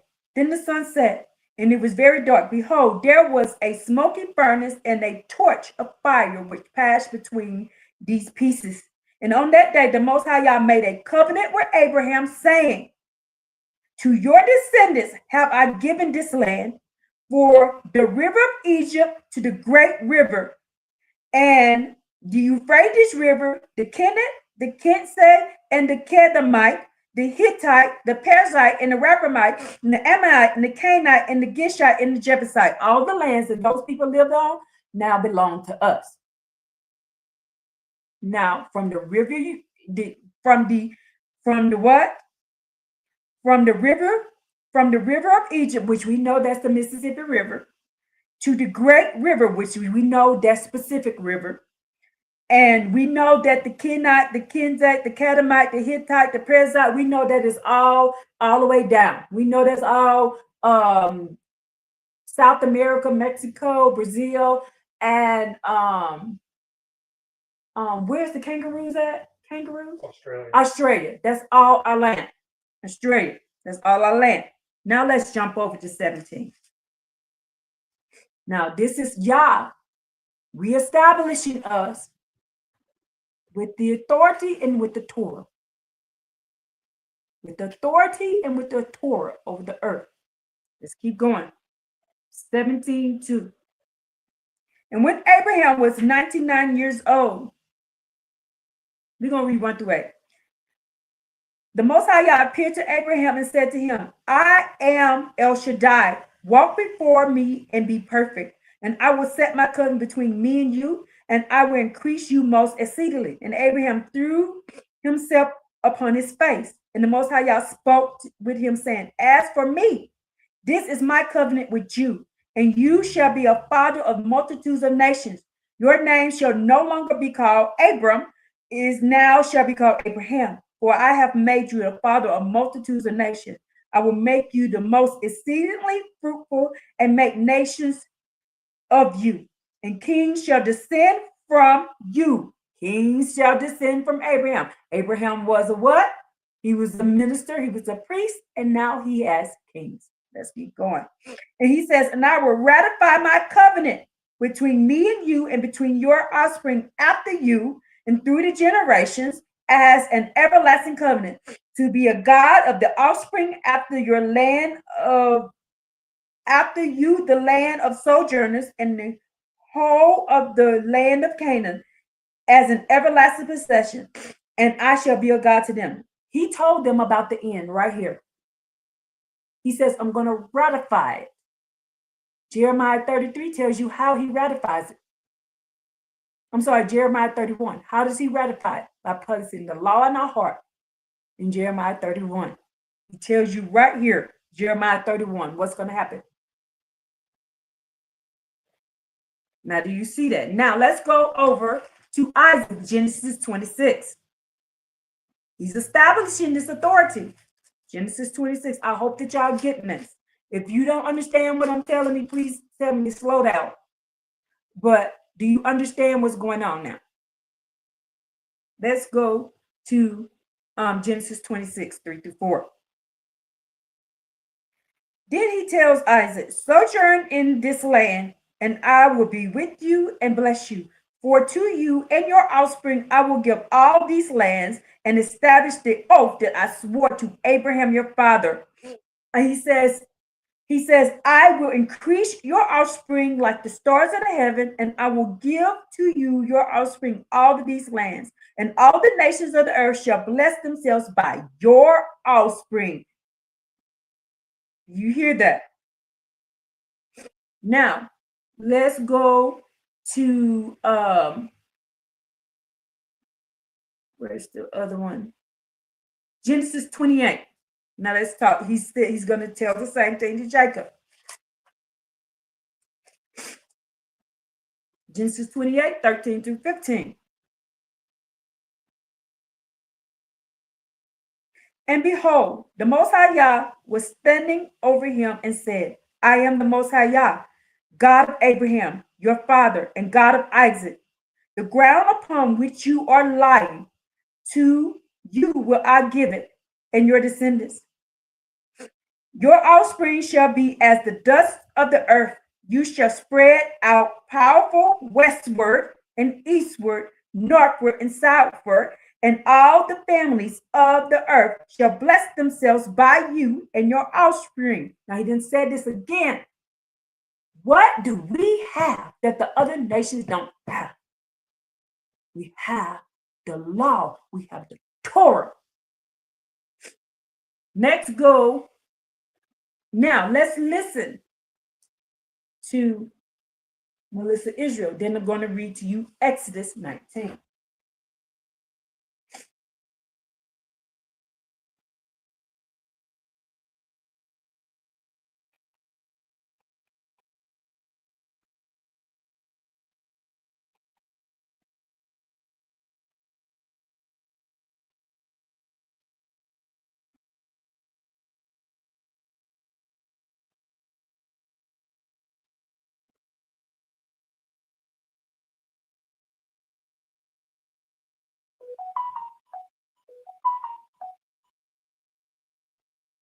Now we're going to watch all this video. Now listen to what she says. What is power? The better question is, how much of it can you handle? In a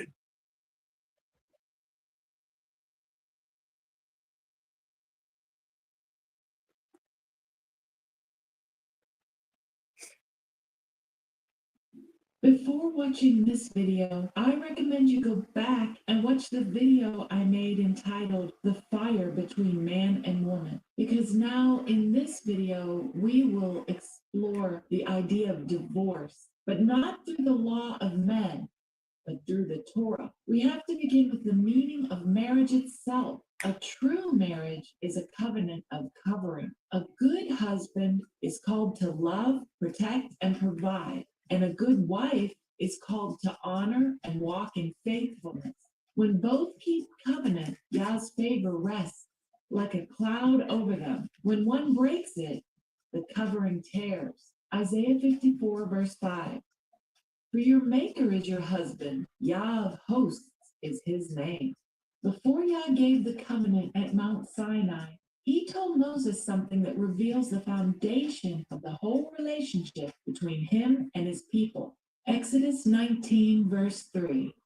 And Moses went up unto Yah, and Yah called unto him out of the mountain, saying, Thus shalt thou say to the house of Jacob, and tell the children of Israel.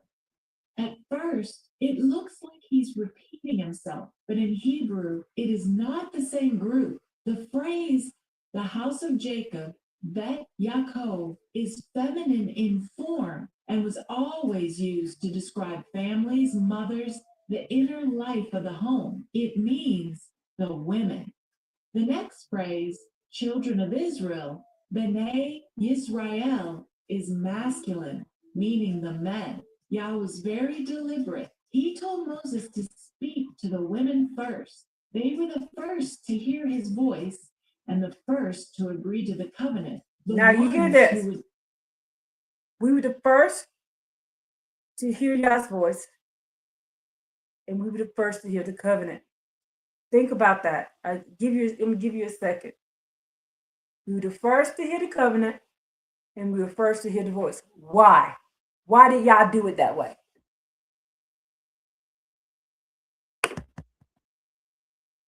Why did Yah do it this way? Because we were the first in the garden to sin. We were the first to hear the voice of the serpent. We were the first to take an oath with the serpent. Now we're the first to take an oath with Yah to redeem us. This is what our redemption is, the oath of the Torah. Do y'all get it now? This is how he saved us. We took an oath. Hey, Lamont, shalom, shalom, shalom, peace and blessings. So we took an oath with, this is why this all had to go together. We took an oath in the garden to bring down Adam. Now we're taking an oath in the wilderness to uplift Adam. Do you see it now? Can you see it now? Do you see it? I just played it again. We were the first to say it, and now we were the first to agree to redemption. We were the first ones to do it. We were the first one to screw up, and we were the first one to repent.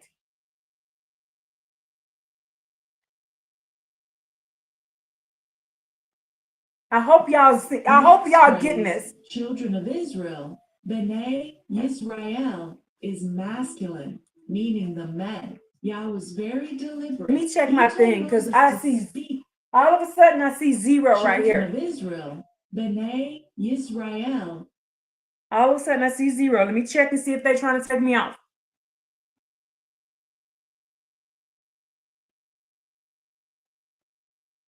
Because YouTube be tripping, man.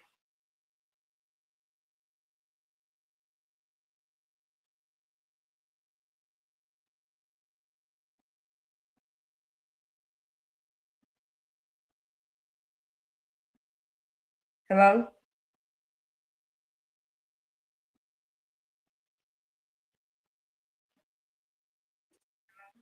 Okay, check over here.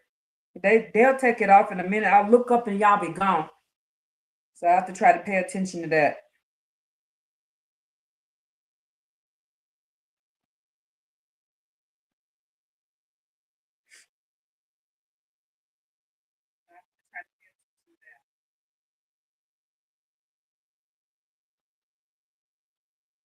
All right, y'all still here?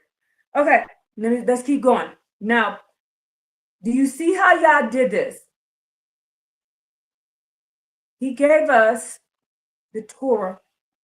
He allowed the daughters. He said, go talk to the daughters first.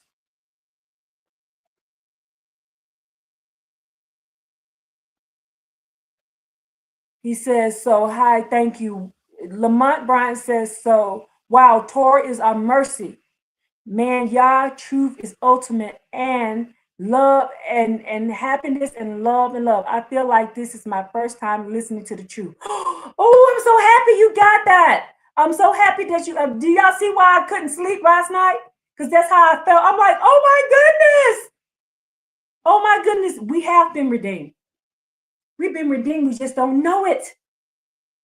We've been redeemed and don't know it. The redemption already came.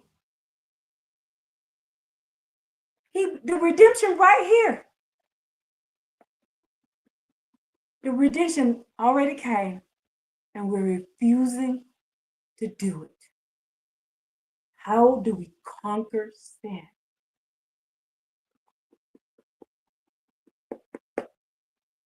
Let's keep learning.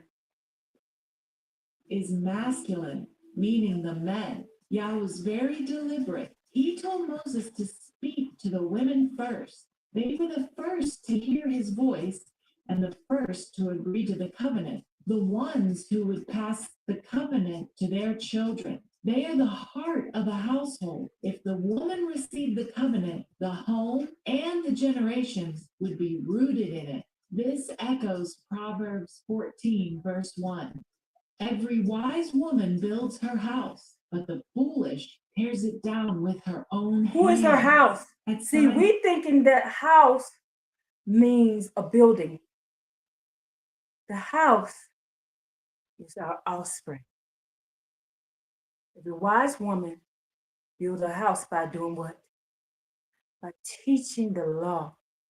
And they took that from us, and this is why our families, this is why we're being destroyed. They took this from us. They took the house. They took our children, and they're filling our children with lies and stuff like that, instead of filling our children with the law. By telling our daughters to be quiet and wait for your husband to get home. tell you and tell the children. When the Most High Yah gave us the house, which is children. So while the husband is out enforcing the law, while the husband is out enforcing the law, going through and making sure everybody is doing the law, that was your job. To get out there and enforce that law. While we were doing that, while y'all were doing that, we were at home teaching the law. We was teaching to our neighbors in Jeremiah 9, the Most High Yah told the daughters, speak my words. And he says, teach your neighbors and teach your friends and teach you. He told the men, he said, contemplate and call the wise women. What is wise? What is wisdom? Who are wise? Psalms 19 tells you who are wise. Who has the law? Who is what? You, the people who have the law, who practice the law, it makes a simple-minded person wise. He's told us to call the wise women. So the wise women have to have the law. He said, contemplate, men. Call the wise women. Tell them to teach. Tell them to teach the daughters. Tell them to speak the words. But Christianity got us not doing this. Because at home, you tell your children the laws, the statutes, commandments, they will practice it. And then when they don't do it, I'm going to call my husband, and my husband going to put his foot in their ass if they don't do it. And the men are going to establish the law in the land and in the world. Then our kids are going to keep bringing it up. In Proverbs, the king that was taught by his mom, what did she tell him to do? What did she tell him to do? He was a good king because he listened to his mama.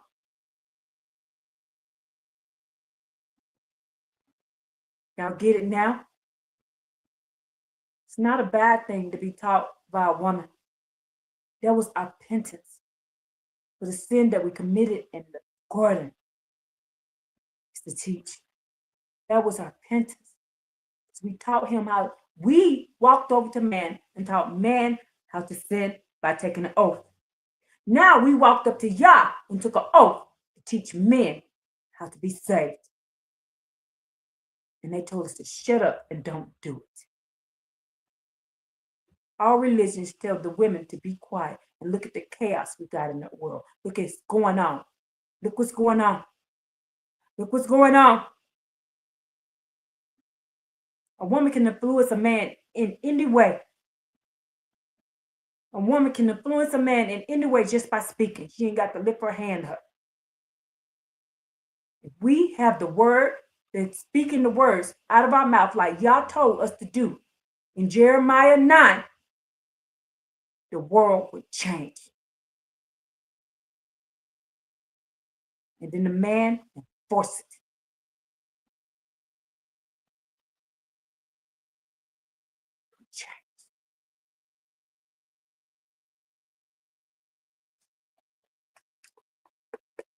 Read the book. Let's keep learning. The wise women built Yah's house, the nation itself, by saying yes to his covenant. The same vessel that once heard the serpent in Eden now hears the voice of Yah in the cloud. Eden's fall began with a woman listening to the wrong voice.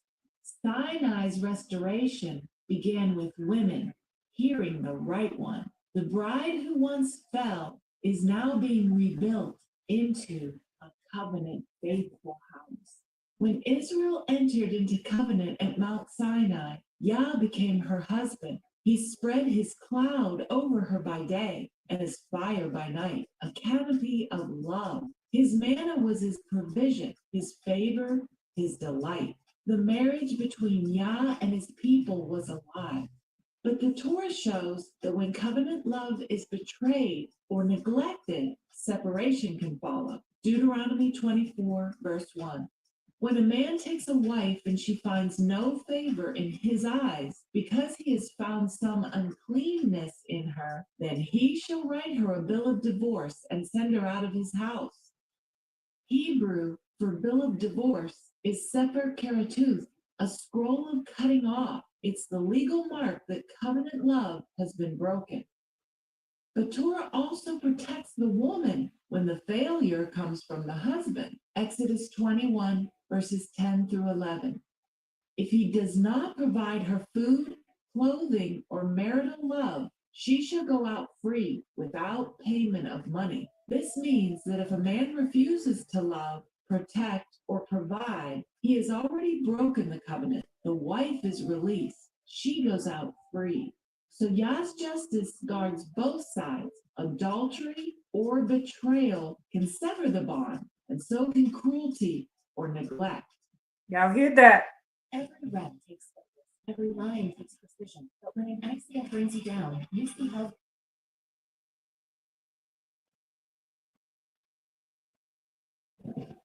static again. Try bounce instant. Did y'all static hear and that? Plus. Drive static wrinkle.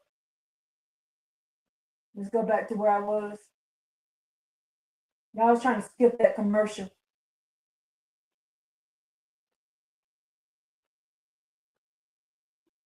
For denied. Malachi 2, verse 16.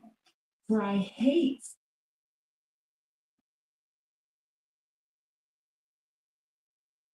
This means that if a man refuses. Let me read Yeshiva's comment. Tessa, this is the motivation, encouragement we need it.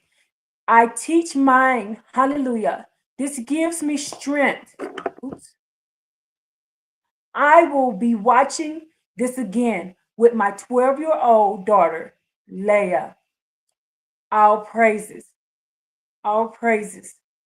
All praises to this. I pray that it opened your eyes, men and women, to what lies that they taught us. This is threefold. This is Yah giving us mercy with the Torah. This is Yah giving us redemption by an oath. And this is Yah showing us that the choice is the best thing that he ever did. Do y'all see it now? This is why I feel set free and set apart. Because now when I speak, I'm not speaking out of fear. I speak in respect of Yah for what he did. Number one. Number two, when I speak in the authority that Yah gave me. Number two. Number three, when I do this empowers Israel again. This empowers us again. This empowers the seed of Jacob. This empowers the sons of Israel. This empowers us again to not only love each other, love Yah, and follow the laws and enforce the laws.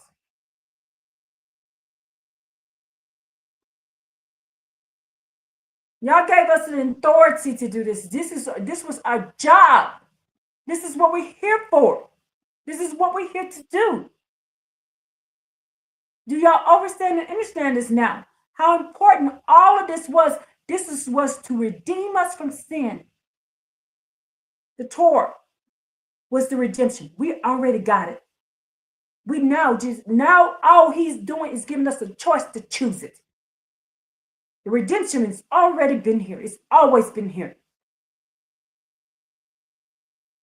Then the Most High Yah is always moving to the people who love him, who want to follow him, who want to talk to him, who want to be with him. Those are the righteous people. Those are the perfect people who love him with all their heart and all their soul and who love Torah. That's how you are perfect. How do you beat sin? How do you beat the sin that was put on this earth? How do we beat the serpent on the head like the Most High Yah said we would do in Genesis 3? By practicing Torah. That's how we beat the serpent. By rejecting sin and practicing Torah. by rejecting sin and practicing Torah. The more of us reject sin and practice Torah, the more we beat the serpent in his head. He bit us on the feet with sin, and we beat him in the head with the Torah. Do y'all see it now? Can you see it? By practicing Torah, we win, and we receive the redemption. We have been redeemed. We just, in the Most High, Yahs says in Isaiah 52, we were redeemed, but we're not with money. We was not redeemed with money, y'all. We was not redeemed with money. We was redeemed with the Torah.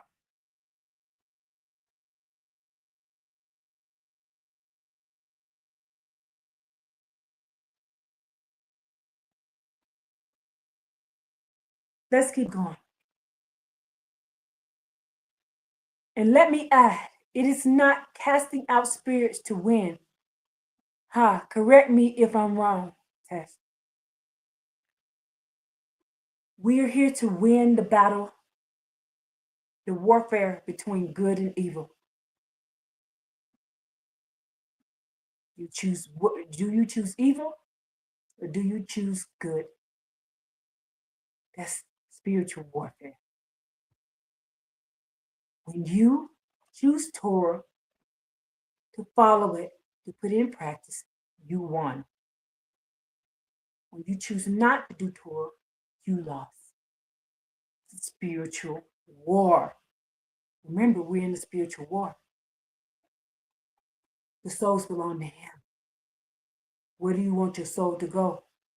Your souls to go in with Yah, or the souls go down into Sheol, or what is it called in my book, Isaiah 14. I want to tell you exactly what it's called in my book. The neither world. So your soul will go back in paradise with Yah, or your soul goes into the neither world. This is the choice. But it's a beautiful thing to have this choice. I'm very excited about this. I'm excited that the Most High Yah allowed me to be the one to let this information out. And I am so grateful and thankful to him for allowing me to see his precepts for what they were. Y'all, he's been saving us since the beginning. Remember what Stephen said. If we had taken the tree of life while we were still in sin, he would have had to destroy everything.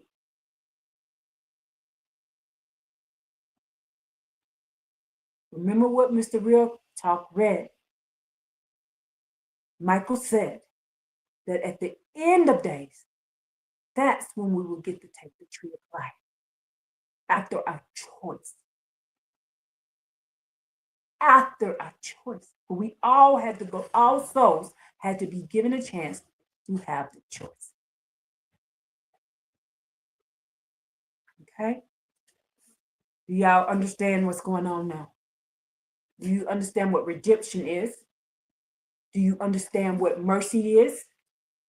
Do you understand how to win spiritual warfare?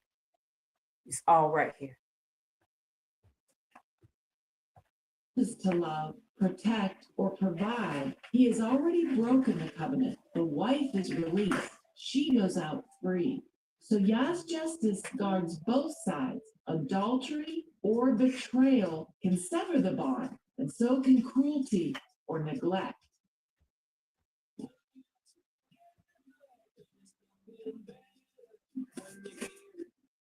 They're gonna try to get these commercials in, but not here to die. The General gives you a break to keep you covered. Yeah, whether it's on your car insurance. I'm taking a break from being the auto tech guy. They're gonna try to get these commercials in. They're gonna try to get their money.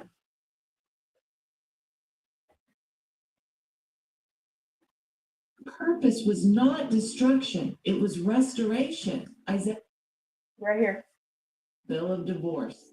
When he sent her away, his cloud lifted, his manna ceased, and his favor withdrew. The presence that once covered her departed, just as a husband might leave a house once filled with love.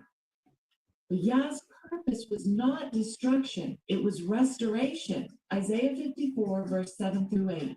For a small moment have I forsaken you, but with great mercies will I gather you. In a little wrath I hid my face from you for a moment, but with everlasting kindness will I have mercy on you.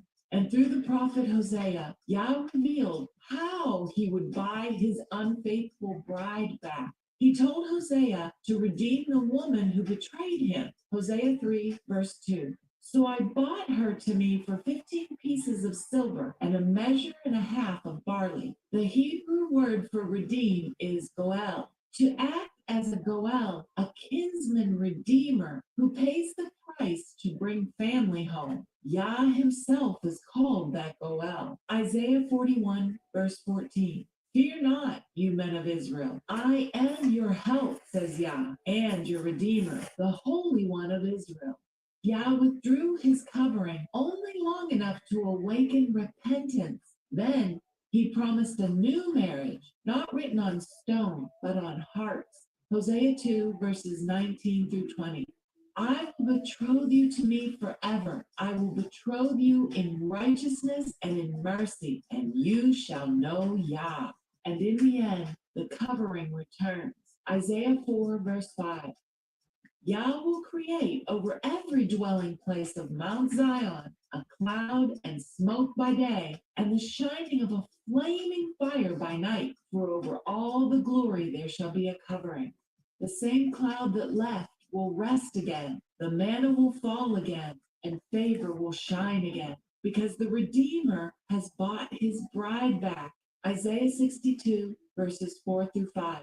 You shall no longer be called forsaken, but you shall be called Hephzibah. My delight is in her, and your land Ulah, married. For Yah delights in you, and your land shall be married. The story of divorce ends with redemption. The husband who once withdrew his cloud becomes the Redeemer who covers again with everlasting love. And when Yah says, your land shall be married, he's revealing the fullness of restoration. The people are his bride, and the land is their dwelling, the home of the covenant. When Israel worshipped other gods like Yeshua or JC, both the people and the land were wounded. The soil became barren, and the presence departed. But when the covenant is healed, Yah rejoices over his people, and the land rejoices too. It becomes Beulah, married again, joined once more to its rightful husband,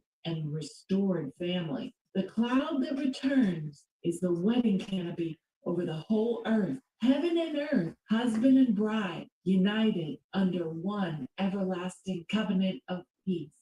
Isaiah 44, verses 22 through 23.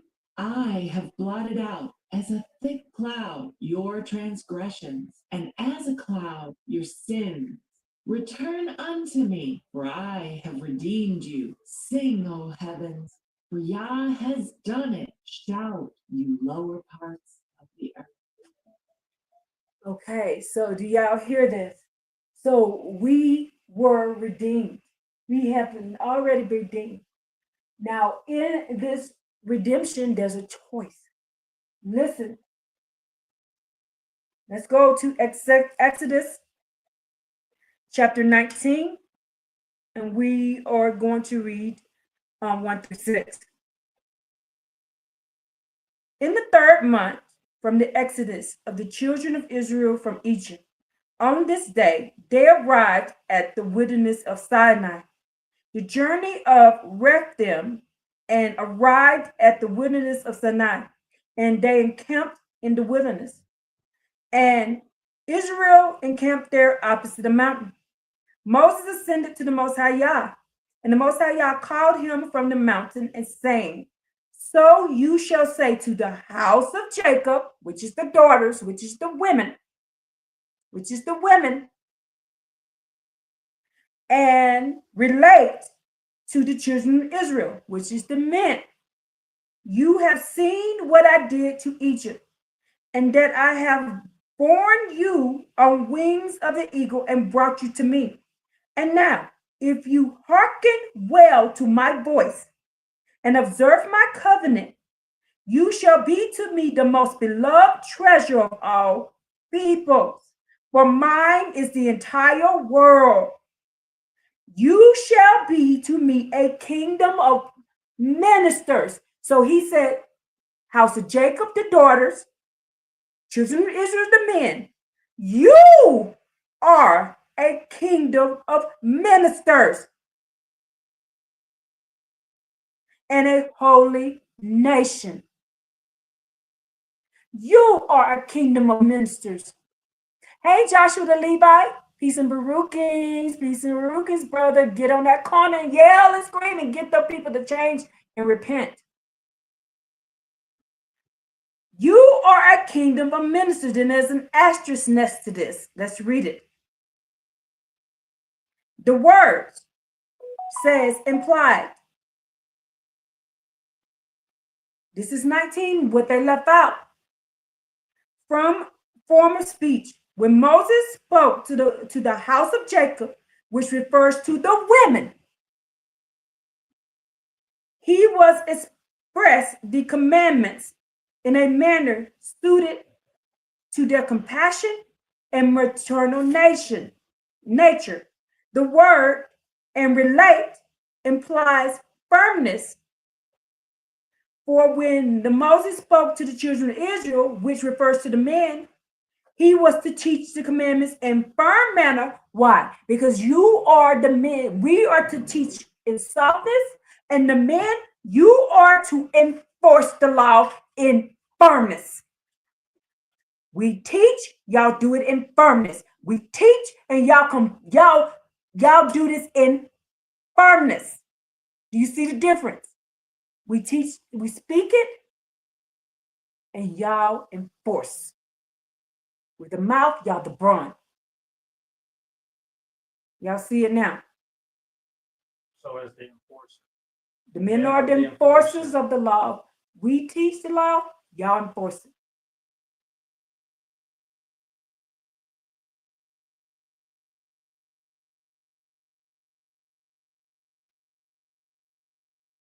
Can y'all see that? Let's keep reading.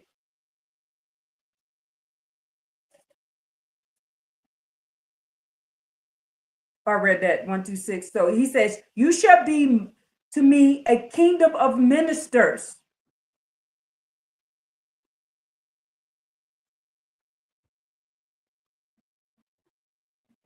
He says, although the Creator who delivered Israel from slavery had the right to demand that they accepted the Torah, such as the divine plan, as a familiar narrative, the sages teach that the Most High Yah offered the Torah to the other nations, but they refused it. Esau, the offspring, would not tolerate the law because it prohibited murder. Ishmael could not live with the law that banned thievery.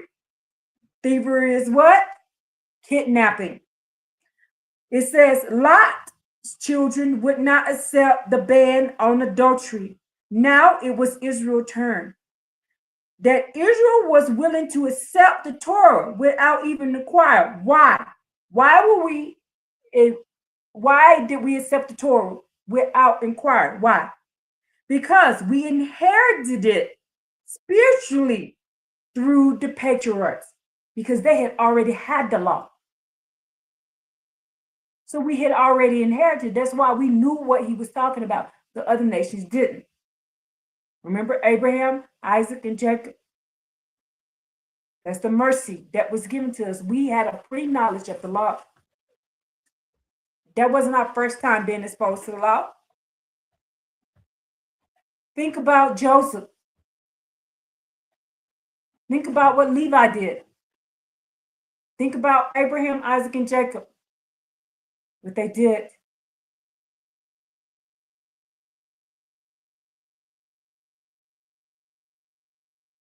Yes. Yahuwah, come on. Yes. Okay. Oh, y'all getting excited. This is making me excited because that means y'all understand, y'all understand this. We are the daughters, the house of Jacob, the sons, the children of Israel. We are ministers, not just the men. For them to write that in it. Remember, Jeremiah 8, the pen of the wicked scribe. They wrote a lie in there that the daughters can't teach, that we're supposed to be quiet. This is why they wrote it the way it did, so that we wouldn't know he was talking to the daughters. The daughters was the first one to accept the Torah. Why? Because we were the first one in the garden to accept sin. And so now we were the first one to accept the Torah, which is redemption. And the sons of Jerusalem did it too. And now we did it separately.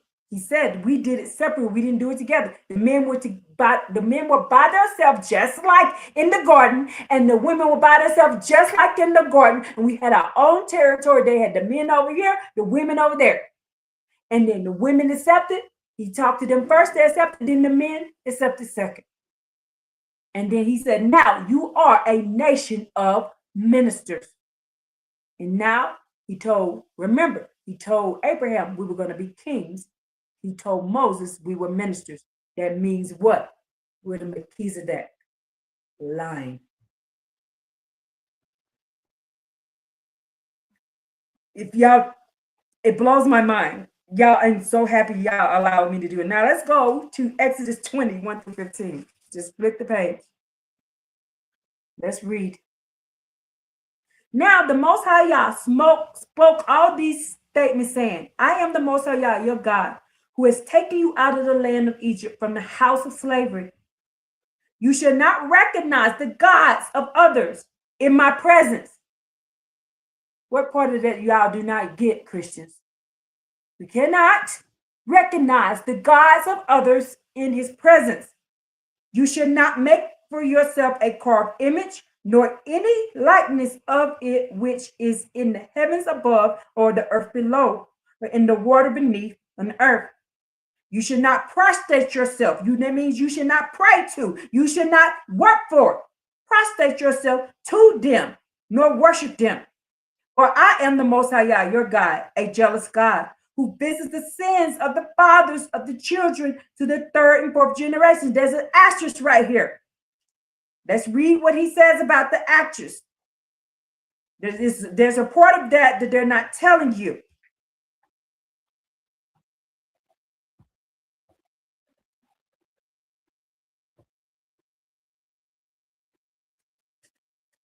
This commandment comprises the negative injunction.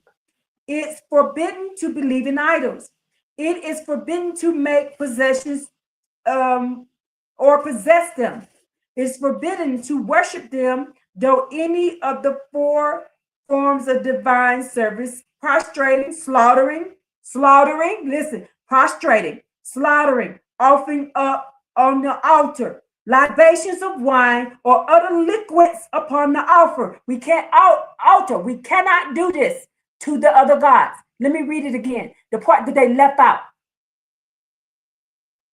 It says, it is forbidden to make or possess them. It is forbidden to worship them through any of the four forms of the divine service, which is prostrating, slaughtering, offering up on an altar, libations of wine or other liquids upon the altar. Says we cannot do it. And let's keep reading. And it is forbidden to worship an idol by any means that is unique to it. Children are punished only if they adopt and carry the sinful legacies of their parents. They are punished if only they left that part out. And if it was in their power to protest their parents, but they acquainted to the lifestyle, if they acquaint themselves to the lifestyle that was shown to them, the wicked ways. That is what they left out.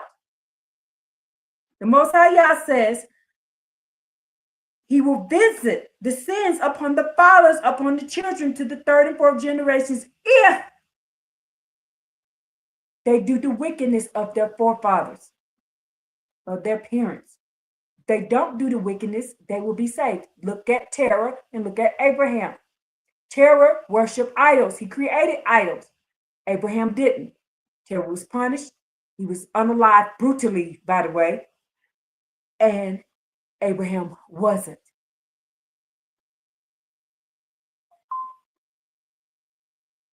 They're telling you, they've taught us that we don't have a choice, and we do. We can choose to protest against our parents who are sinning. Abraham protested against Terah. He told him he was wrong. And then he went into Nimrod's face and told him he was wrong too. Let's keep reading. He says, who visits the sins of the fathers upon the children to the third and fourth generations of my enemies, of people who continue to sin. But who shows kindness for thousands of generations of those who love me and observe my ordinance. If you observe his ordinance, if you observe his commandments, you will have kindness upon you and your household. You should not take the name of the Most High Yah, your God, in vain, for the Most High Yah will not absolve anyone who takes his name in vain. As for example, saying he got a baby mama, saying that he had sex with somebody, saying that he sent people down here, saying hallelujah, then praying in another God's name. He ain't finna play with you about that. Blaspheming his name. How do you blaspheme his name? By saying he did stuff he didn't do. Keep reading.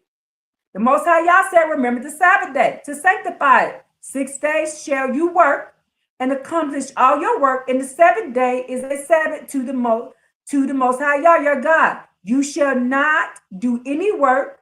You, your sons, your daughters, your slaves, your maidservants, your animals, your convert who is within the gate. Proselytes, he loves the proselytes. For in 6 days the Most High Yah made the heavens and the earth and the sea and all that is in them, and he rested on the seventh day. Therefore, the Most High Yah blessed the Sabbath day and sanctified it. The Most High Yah said, honor your forefathers and your foremothers. And there's an asterisk right there next to forefathers and foremothers. If you go down to the bottom, verse 12.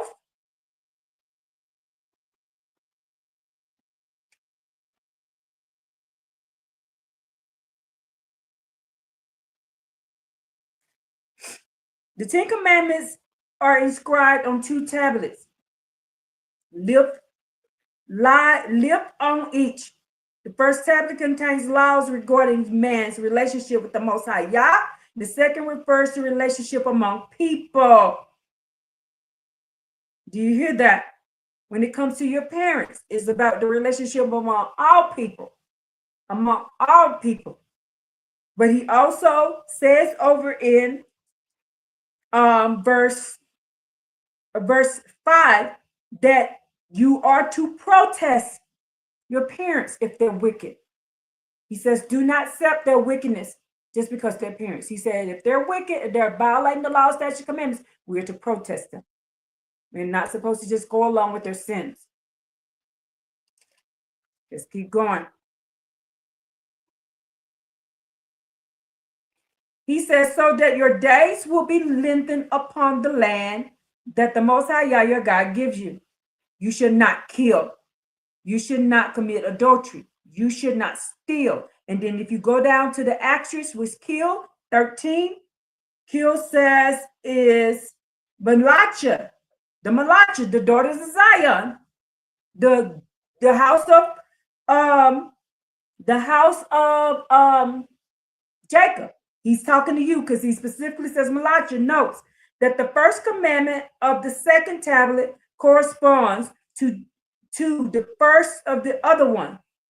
Faith in the Most High Yah, someone with true belief in the Most High Yah as the creator and sustainer of human life will not commit murder. He said, Malachas, tell the people that the Most High Yah is the creator and the sustainer of human life, and you will not commit murder. It's right there. I got it highlighted. He tells the Malachas to tell the people we are not to commit murder. It's right there. Let's keep going. Adultery. There's an actress right there. Let's go read it. The seventh commandment prohibits against adultery. By the definition of adultery, this term refers to only to cohabiting with your married woman with a capital offense. It also parallels to the second commandment, which forbids idolatry. For someone who betrays the marital relationship will, he says, will be expected to betray Yah. He says right here, Malachus, tell the people if the man or woman betrays the marital relationship, they will betray Yah. That's what it says down here. Let's keep going. There's a reason why I wanted to read this. Let's keep going. Then it says down here, for you should not steal. There's an asterisk for steal.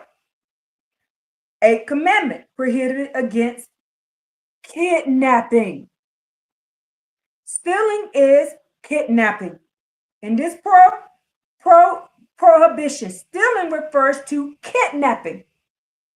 A kidnapper who forces his victim to work for him and then sells him into slavery is liable to the death penalty. America!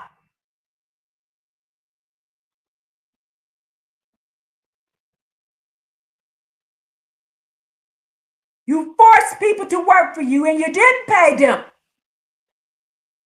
You will get the death penalty. You will not be absolved. That's the law of God, not mine.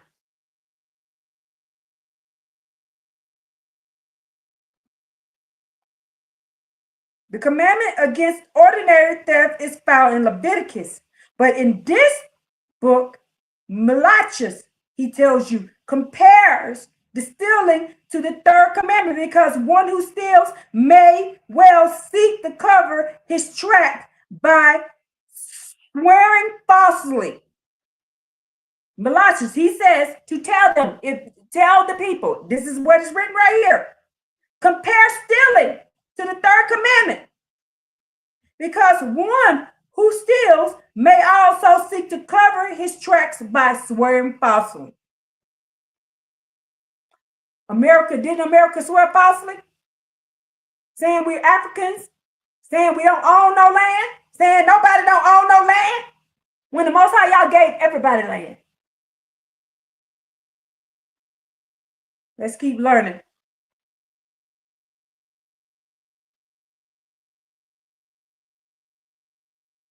Then he says here, you should not bear false witness against your fellow. Says right here. In addition, it's literally mean the passage prohibited gossip and slander. He says, yes, they sure did. Yes, they did. America going down for what they did, because they violated this law right here. When he's talking about lying includes gossip and slander. That's why he whooped up on Miriam. Gossip and slander. For those people who are calling the Yah-onlys, calling us demons, calling us witches, and calling us warlocks, you are gossiping and you are slandering. You just violated this law. You don't have no proof that we're witches and warlocks, but you're making videos about us and saying we are. That's your ass. That's between you and Yah. You violated this law. Excuse me, I know Yeshiva, you're going to have your daughter watch this. I'm sorry for cursing. I'm sorry. That's your butt. I'm trying to catch myself from cussing because I know Yeshiva is going to have her daughter watch this. Joshua said Leviticus 19.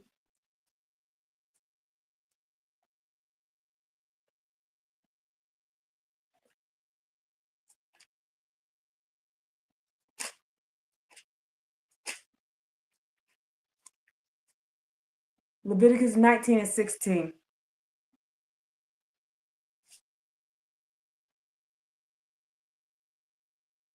You should not be a gossip monger among your people.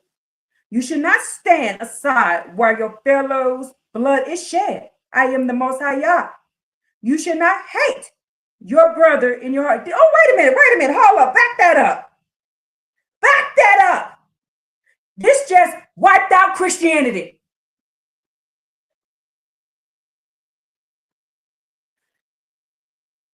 Did y'all hear what I just heard?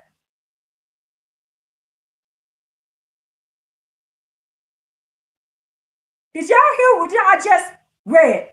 Let's go back. Christianity is a false doctrine. Listen, you should not stand aside while your fellow's blood is shed. What does Christianity teach you? What does Christianity teach you?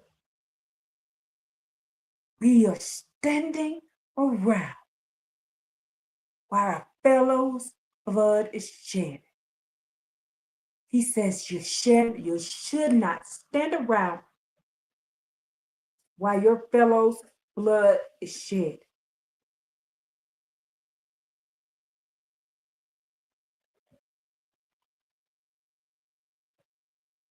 I appreciate that though, but it's real around here at my house. Okay. All right. Well, when the Most High Yah put it on me, I'm gonna say it then, because I don't play about this. Because this is serious. This is the Torah. The Torah is our redemption. That's why I don't play about this. This is no joke. I'm not here for entertainment purposes. I ain't here to be your friend. I ain't here to be nobody's friend. I'm here to give you a righteous judgment or help you save yourself. That's it. They call me the spiritual gangster for a reason. Because when it comes to this spiritual war, I am pulling out my sword. I am pulling out everything. I fight. And I fight to win.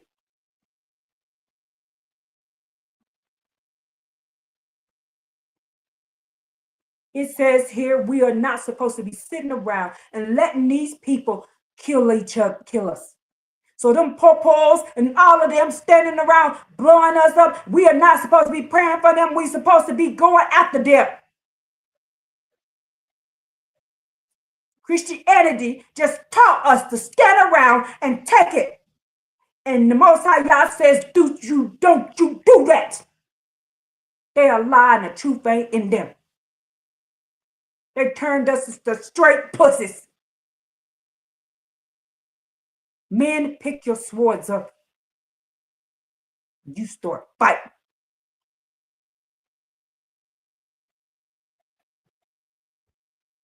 You let them tell you, well, you just supposed to pray for me. No, I'm gonna show you. Sons of Jerusalem, it is time to pick your swords up. Stop being silent about this. Stop. Pick up your swords.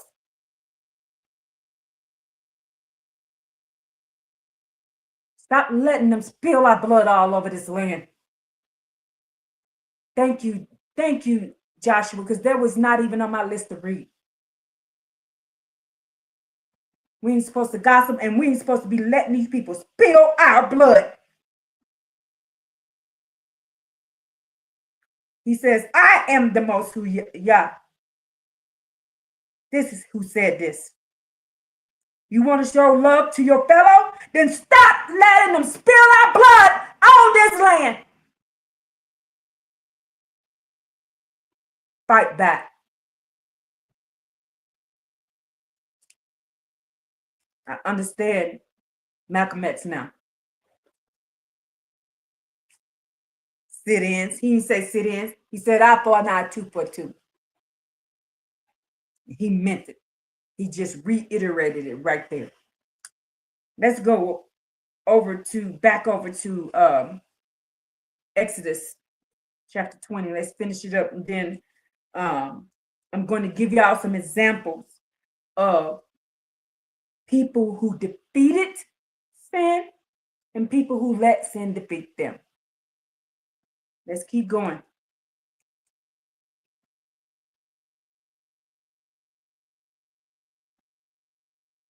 You should not covet.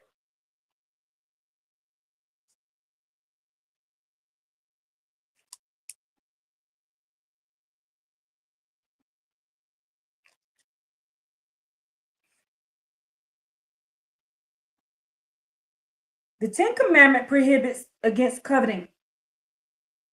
Note that this last commandment is one that only a divine lawgiver could have decreed. Why? A mortal ruler can legislate against murder and thief, but only the Most High Yah could command the people, sanctify their thoughts and attitudes to the point where they purge themselves of such natural tendencies of jealousy and covetousness. Do y'all hear that? You should not covet your fellow's house. You should not covet your fellow's wife, your fellow's, his manservant, his maidservant, his ox, his donkey, nor anything that belongs to him. Why? Why? Because the Most High Yah says, I own everything. Everything belongs to me. And because everything belongs to him, then the only person who allowed that person to have it is Yah. And if you want it, you go to Yah. Don't be trying to take something that belonged to somebody else, like Psalms 83 did. Don't be like them. They could have did the same thing we did. Follow the laws, the statutes, commandments. I just read to you that the Most High Yah offered it to them first, and they said no. Then they got jealous and angry because the Most High Yah was providing us with everything from the rooter to the tutor. And then they're going to turn around and take crafty counsel against us instead of just asking us about the law. Yes, Shelley, big facts. The Most High Yah is our provider. All they had to do was follow the law, statutes, commandments like we were doing. And they would have been fine. But nope, they didn't want to do that. They decided to take crafty counsel and go to the other side, Lucifer's way. Instead of following the Torah laws. And they were always there so they can sit there and stop that lie and say the Torah was not there. It was always there. I just read to you over in Genesis 9 that the Torah was there.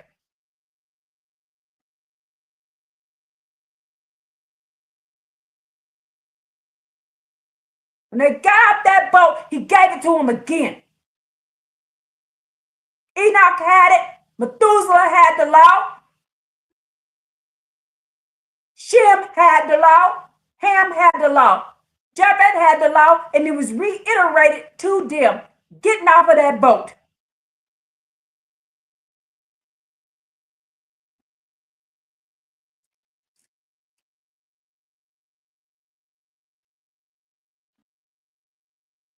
The entire people saw the thunder and the flames and sounds of the shofar and the smoking mountain. And the people saw it and trembled and stood apart. And they said to Moses, you speak to us and we shall hear. Let the Most High Yah not speak to us lest we die. And Moses said to the people, here it is.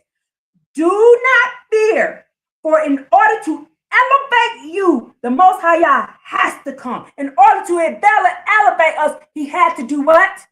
In order to elevate us, he had to do what? In order to elevate us, he had to do what? He had to come and provide us with what? The law. In order to upgrade us, he had to give us this. In order to save us for the choices that were made in the Garden of Eden, this is what was necessary. He said, do not fear. Do not fear. For in order to elevate you, the Most High Yah has to come so that all of him shall be upon your face so that you shall not sin.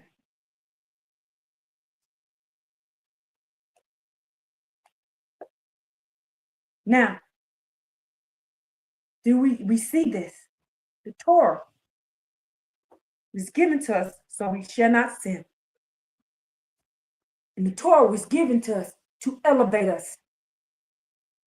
The Torah was given to as a weapon. In my book, in Isaiah 52, the Most High Yah said, bring your weapon. What's our weapon? Now, let's go learn about some people who did the Torah like Yah told them to do and see what happened. And let's go learn about some people who didn't do the Torah.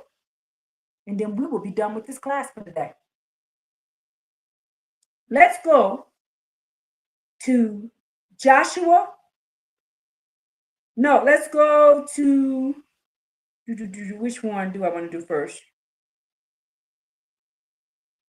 Let's go to Numbers 33.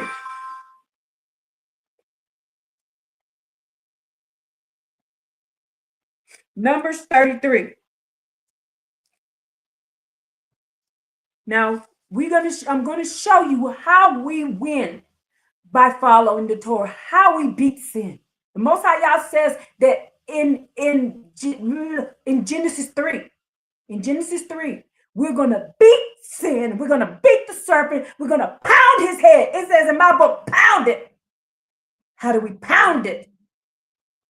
With the weapon of mass destruction, with Yah's laws. Let's go to Numbers 33, 51. Let's show you let's show you how this works.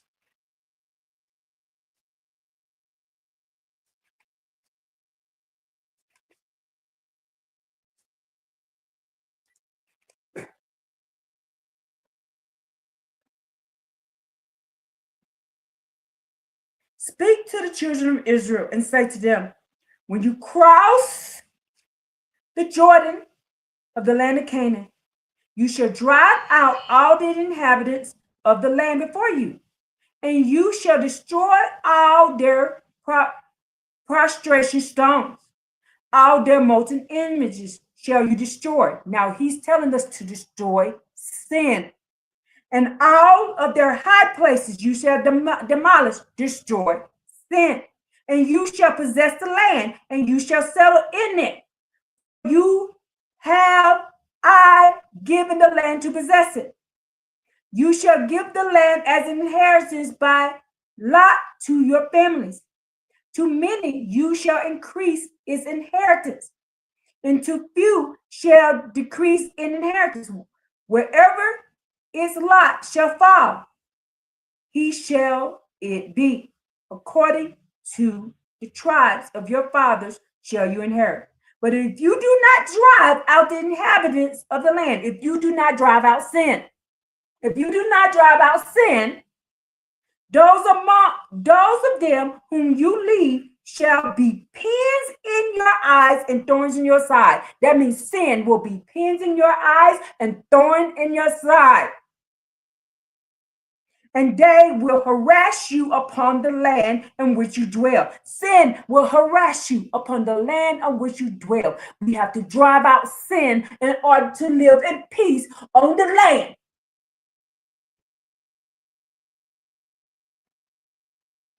And it shall be that what I had meant to do to them, I shall do it to you. So everything, when you sin,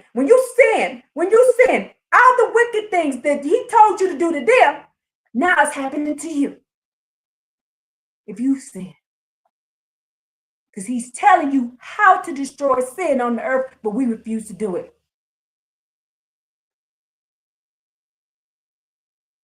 We end up spending 40 years in the wilderness because we refuse to drive out sin like he told us to in Numbers 33 and 52.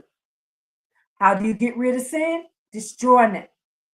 Destroying its idols, destroying its stone. Do not prostrate to it. Do not make their molten image. Destroy it and demolish all of their high places. Are we doing that? We have to destroy sin from among us. We cannot live in harmony with it. He says if we try to live in harmony with sin, it's going to be a thorn in our side. Look who done took over the world. Look who done took over the world. Because we stand back and we allow it. Let's keep going. Now let's go to see how Joshua did it. Let's go to Joshua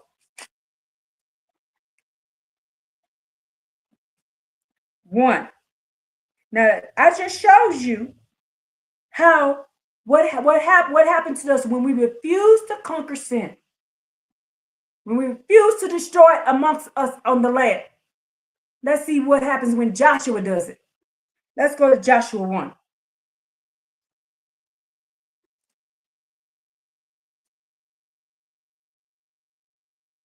And it happened after the death of Moses, the servant of the Most High Yah, that Most High Yah said to Joshua, son of Nun, Moses attended, saying, Moses, my servant, has died. Now arise, cross the Jordan, you and the entire people, to the land that I gave to them, to the children of Israel. Every place. Who is he telling to? To the children of Israel. We found out that the children of Israel are who? The men. The children of Israel, the men. Every place upon which the sole of your feet will tread, I have given to you, as I spoke to Moses, from the desert and this Lebanon until the great river, the Euphrates River, all the land of the Hittites, until the great sea, until the setting of the sun is your boundary. No man will stand up to you all the days of your life. As I was with Moses, so I will be with you. I will not release you nor forsake you.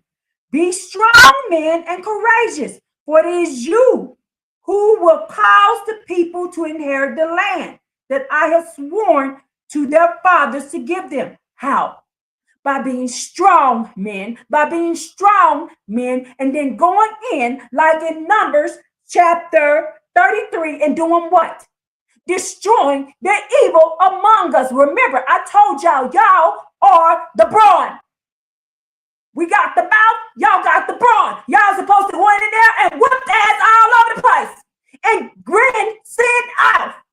And you're still supposed to be doing. He said, I will not leave you. I will not forsake you. I will not come from you. He said, I will always be with you. He is with you now. It is time that you pick up your swords and get sin off this earth. When y'all get the sin off the earth, then we will live in peace. You stop trying to live in harmony with sin, and we will be in peace. Because the Most High, y'all gave us the authority. I showed you over and over again. He gave us the authority, the children of Israel, to subdue the earth. We were hired as the Most High Yah's bouncers to sin. How do we win? Daughters teach, men enforce. Daughters teach, men enforce. Daughters teach, men enforce. This is why they hated David. And this is why they hated Solomon, because they enforced and them daughters got in there and taught. That's why the Most High Yah punished the daughters of Zion, because they had the law in them. Don't you think it was odd he punished them separate if it was all the men who was doing all the teaching? He gave them separate punishments from the men. Because they were walking around with the law. The Most High Yah told them to speak his word. We to speak the words and y'all to enforce. Y'all supposed to be picking up your sword, your nightstick, your pepper spray, whatever it is, and y'all supposed to be whooping ass. And y'all supposed to be taking names and whooping ass. That is your job. And they done taught you to be whips and pussies. And they done taught us to shut up and turn y'all into whips and pussies. Y'all strong Hebrew Israelite men that were hired by Yah. Get on your job.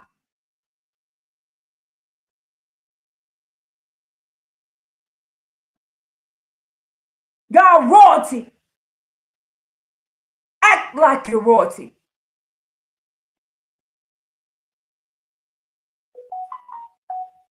Sound confirmation. Let's keep reading. Let's see how Joshua did it. Only be strong and courageous to observe to do according to the entire Torah that Moses, my servant, commanded you. Do not deviate from it to the right or the left, in order that you may succeed wherever you will go. The book of the Torah shall not depart from your mouth. Rather, you shall contemplate it day and night. Now, the Most High Yah tells you to contemplate it in Joshua. Then he turns back around and tell you in Jeremiah 9 to contemplate it again. Contemplate it, and then he said contemplate it, and then call the wise women. Women, get in your man's ass and tell them, enforce the law. That is our job.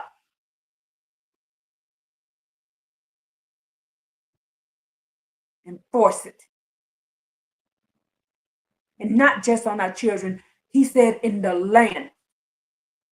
Enforce the law in the lands, all of them.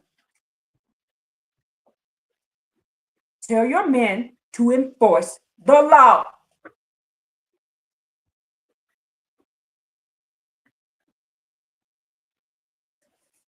Not the law of Paul, not the law of Peter, the law of Yah, the Torah. But in order for you to know what to tell them, you got to get in here and read the book. Men, in order for you to know that your wife is telling you the right thing, you got to read the book.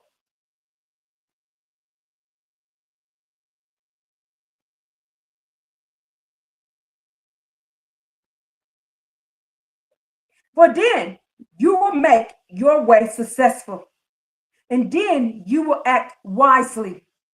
Behold, I have commanded you, be strong and courageous. Do not fear, do not lose resolve, for the Most High Yah, your God, is with you wherever you will go. Joshua then ordered the marshals of the people, who is the marshals, them the popo, saying, circulate in the midst of the camp and command the people, saying, prepare provisions for yourselves, because in another 3 days you will be crossing this Jordan to come to take possession of the land of the Most High Yah, your God, that is given to you to inherit.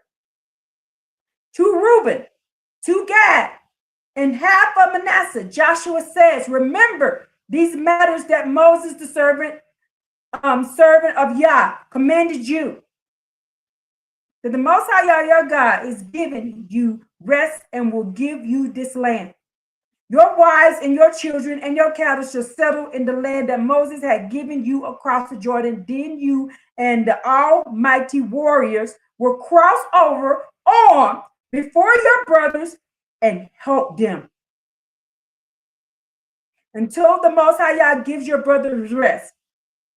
Like you, they will take possession of the land that the Most High Yah, your God, gives them. And they will return to the land of your inheritance and possess it. That's which Moses, the servant, gave you across the Jordan towards the rising of the sun. So their land is on this side where the rising of the sun is. Where's that? Around near California, up and down there. That is their land. They answered Joshua, saying, all that you have commanded us, we will do. And wherever you send us, we will go. As full as we heeded Moses, so shall we heed you. Provided that the Most High Yah, your God, is with you as he is with Moses. And any man who will rebel against your authority will not listen to your words, and whatever you command him, we will put to death. He says, we will only be strong and we will only be courageous. Now, do y'all see the difference? How do you conquer sin? You destroy it from the land. Let's keep going. Now, let's go read about Saul. You knew I was going there, right? I knew y'all know I was going there, right? I know y'all know I was going there about Saul, because I'm going to compare Saul with David.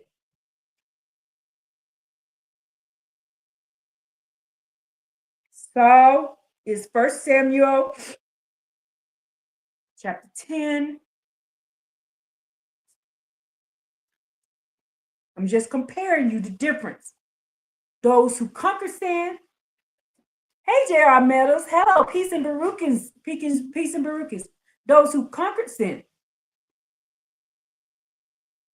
And those who let sin conquer them. This is our requirement now that we know the difference between good and evil. Now that we know the difference between good and evil, now we got to know how to conquer it. We need to know how to beat it in the head, like the Most High Yah says in Genesis 3. How do we beat sin? How? I hope this is edifying to you because y'all, this is so exciting because there's no more excuses now. You know what we need to be doing. It's time to pick up your sword and follow the law. Call on Yah, and Yah will be your guide. The Most High Yah said, I'll be your foreguard. I will be your foreguard and your rear guard. That's what he says in Isaiah 52. It'll be Yah that saves us in this time that's about to come.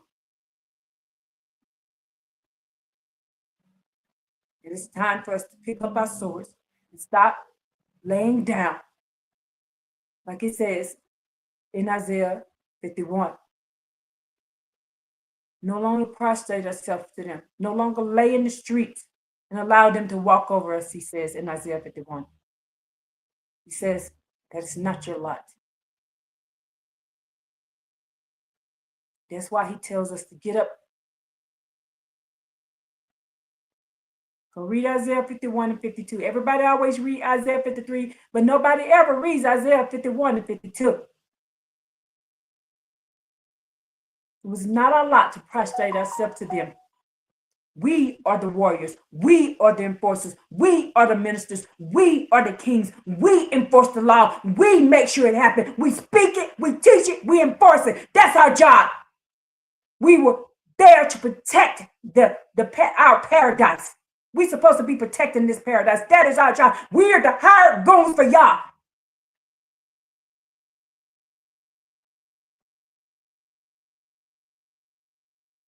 The bouncer in the clubs, us.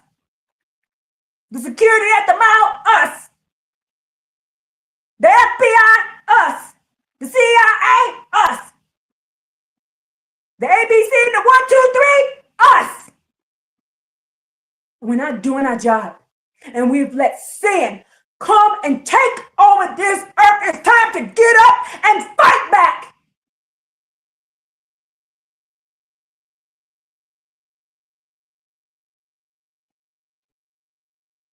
Beat sin in the head. Pound sin in the head. Drive sin off the earth. Get rid of it.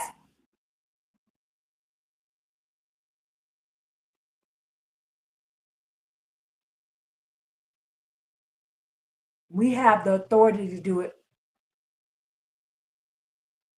God showed us. I told you. Genesis 9 was necessary. He told us in Genesis 9.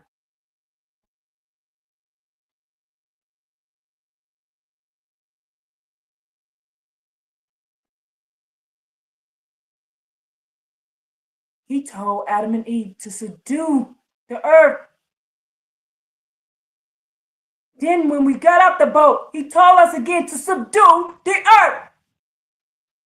Then when Abraham came, he said, subdue the earth. Then when Jacob came, he said, war.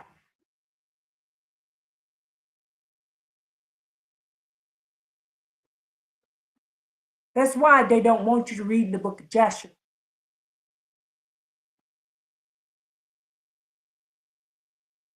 Because they want you to lay down like pussies and let them walk over you like the Most High said we're doing in Isaiah 51. Stop it.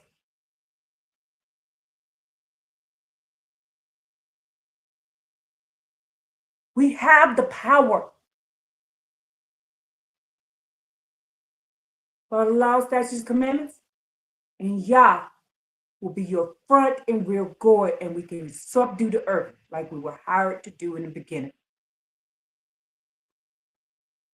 And defeat wickedness and beat it in its head. Are you ready to be warriors for Yah? Men, daughters, are you ready to speak out against lawlessness? Speak against it. Do not shut up. Do not be quiet. For the sake of Jerusalem.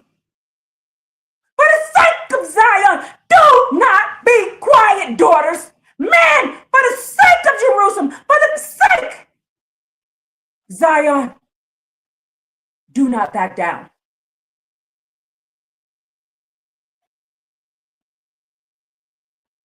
Shout it from the rooftops. No longer cower.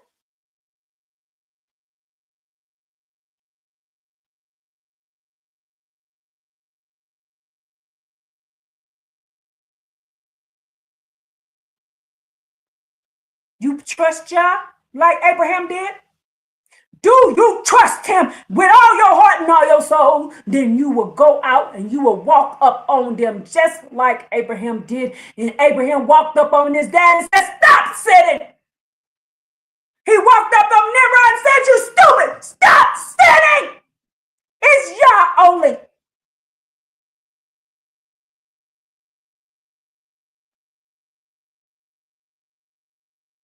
And things would change.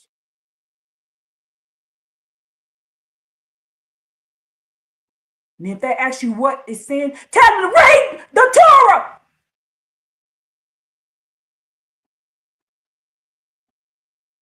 Then you know what sin is.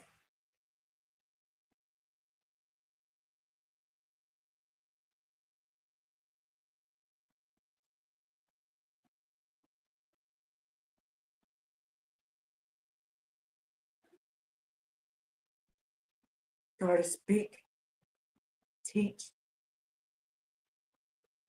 Man, be the weapons of mass destruction that the Most High Yah made you to be. Be strong and enforcers. Joshua said, be strong.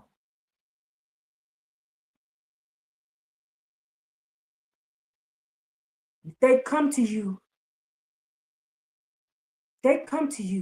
and trying to sell you something, you get in their ass and their face the way that Yah would do, and you tell them, I don't want to hear that shit. I said, read the Torah.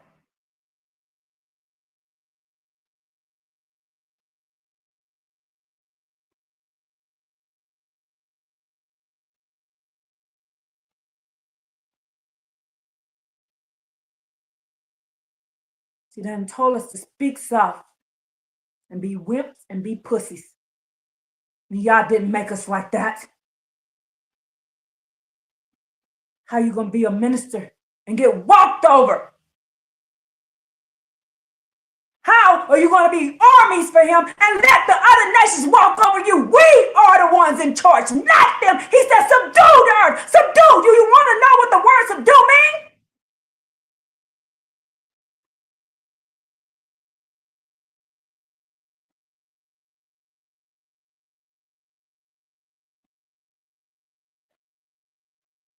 It ain't lay down and take it. I promise you that.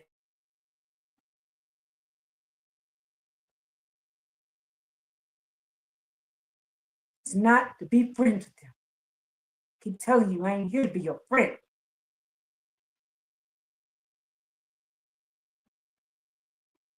I'm here for you to be saved or get a righteous judgment. Stand up.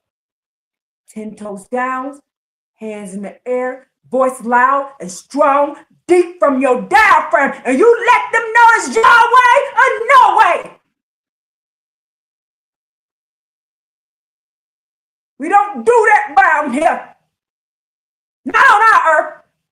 Not on our land. Not on Yah's earth. You follow the law, get the hell off.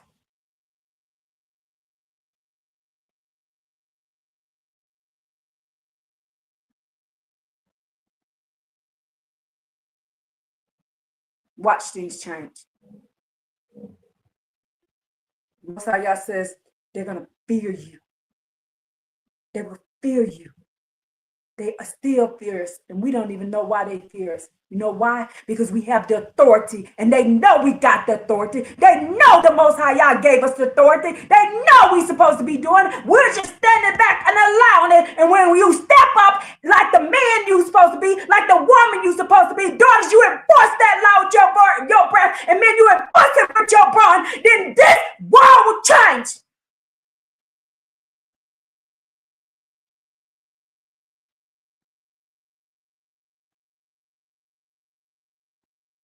David wouldn't play with you about that law. David would go in on you. That's why they hated him. Joshua didn't play about that law. He said, as for me and my house,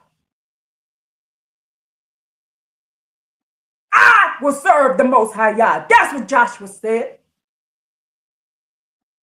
And that's what he did. And he enforced it everywhere he went. It's time for us to stand up like the men and the women we're supposed to be. The Most High Yah said, I made you a nation of ministers for me. I made you a nation, the daughters and the sons.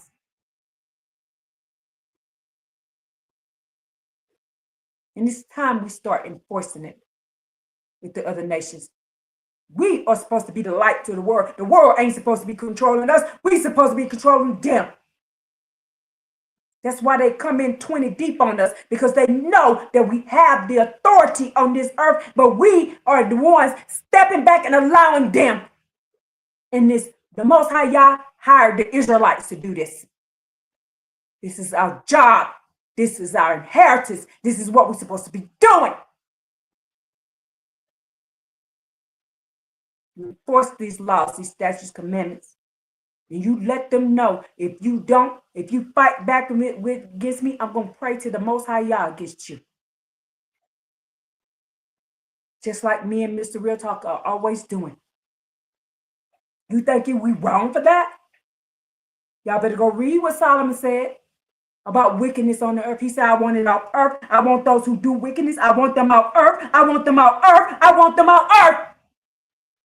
And the Most High Yah says the people who pray and cry out against the wickedness on the earth, they will get the tithe on their forehead. You want the tithe? Then you got to fight with the weapon of mass destruction. That's the Most High Yah. We in a spiritual war. It's time for us to start winning. Hey, yeah, we lost some battles. We lost some battles for a few thousand years. But baby, now we at the end. It's time to win the war. Call out the weapon of the mass destruction. Call on him. The Most High Yah said, I'll be your front and your rear guard. And it's time.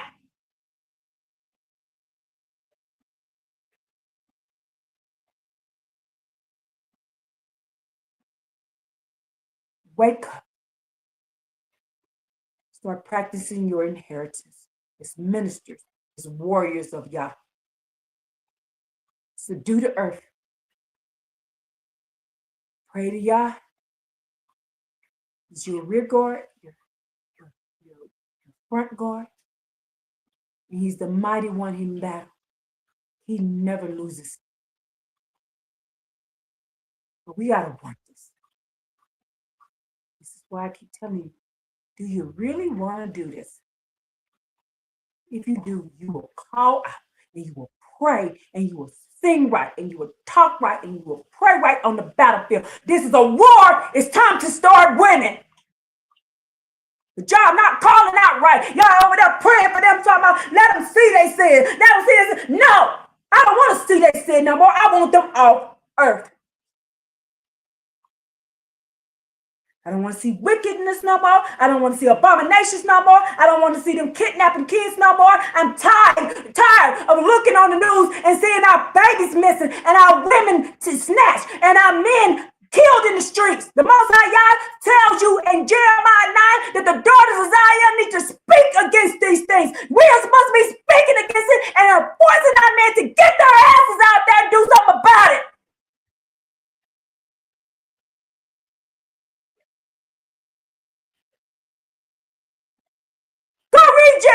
39. He says, tell them about our babies are dying in the street.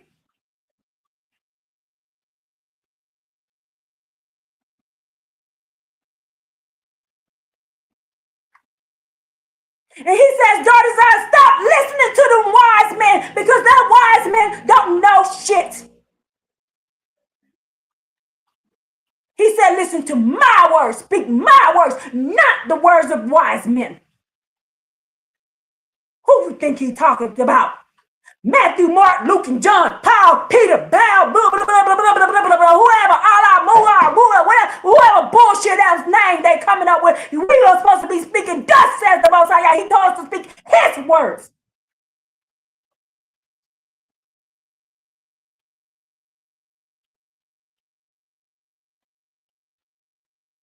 His words. Are we doing it? Are you crying out against the abominations on this earth? That's our job. And the Most High Yah will send in the weapons of mass destruction on their ass. The Most High Yah told us told us in Zephaniah and told us in Zechariah how he gonna handle this.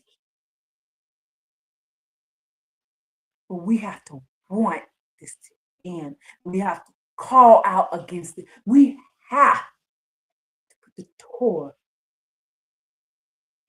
into the mix. Are you ready for this?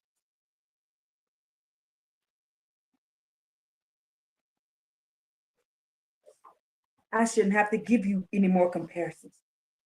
The way Saul acted versus the way David acts. I've went over this so many times. Teach the children. The Most High Yah says the daughter of Zion to teach the children. That's Deuteronomy 6 through 7. 4 and 40, Leviticus 10 and 11. Daughters of Zion, the Most High Yah tells you over in my book in Genesis 3:16 that if you go to Proverbs, over to Proverbs 12 and 4, 31 and 10, 31 and 26, you're going to do what? You will get your crown back. Why? How? By teaching the Torah to the children and to the world. Jeremiah 9, 11 through 22, and Jeremiah 31 says the Most High Yah is about to do something new in the world where the wise women are going to teach, and we're going to bring the men back to Yah. Why? Because what did Adam tell Eve? Gather all our children and teach them how we sin. And teach them how to serve Yah alone. We're not doing what we were called to do. Daughters of Zion, house of Jacob, sons of Jerusalem, children of Israel. It's time for us to be the ministers and the warriors that the Most High Yah calls us to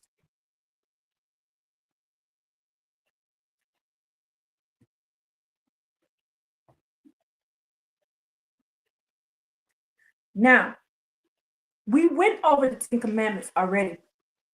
Hey, DOZ, hey, how you doing? We went over the 10 Commandments. Let's go over the rewards. Now, usually I used to do this at the beginning of my teaching. Now I'm going to start doing it at the end.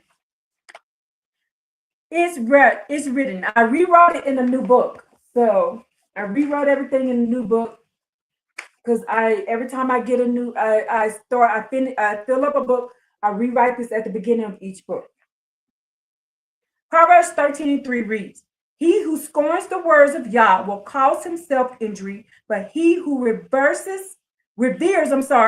the commandments of Yah will be rewarded." Psalms 19:7-11. The laws of the Most High Yah are perfect, flawless, right, can be trusted.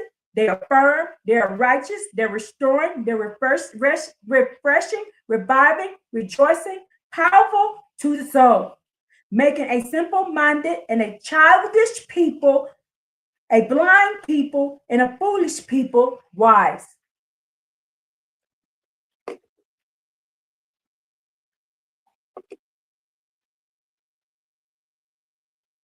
Verse 8, the precepts, his statutes and his instructions of Yah are right. They're pure, bringing joy and light to the heart, affecting the eyes, which is the mind.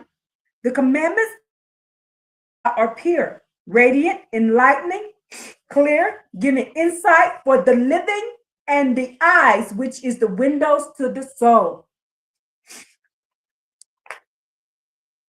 See, the more I learn, the more I upgrade this. The fear, reverence, respect, knowing who Yah truly is will cleanse the mind, will purify you, will purify your walk, and it will endure forever.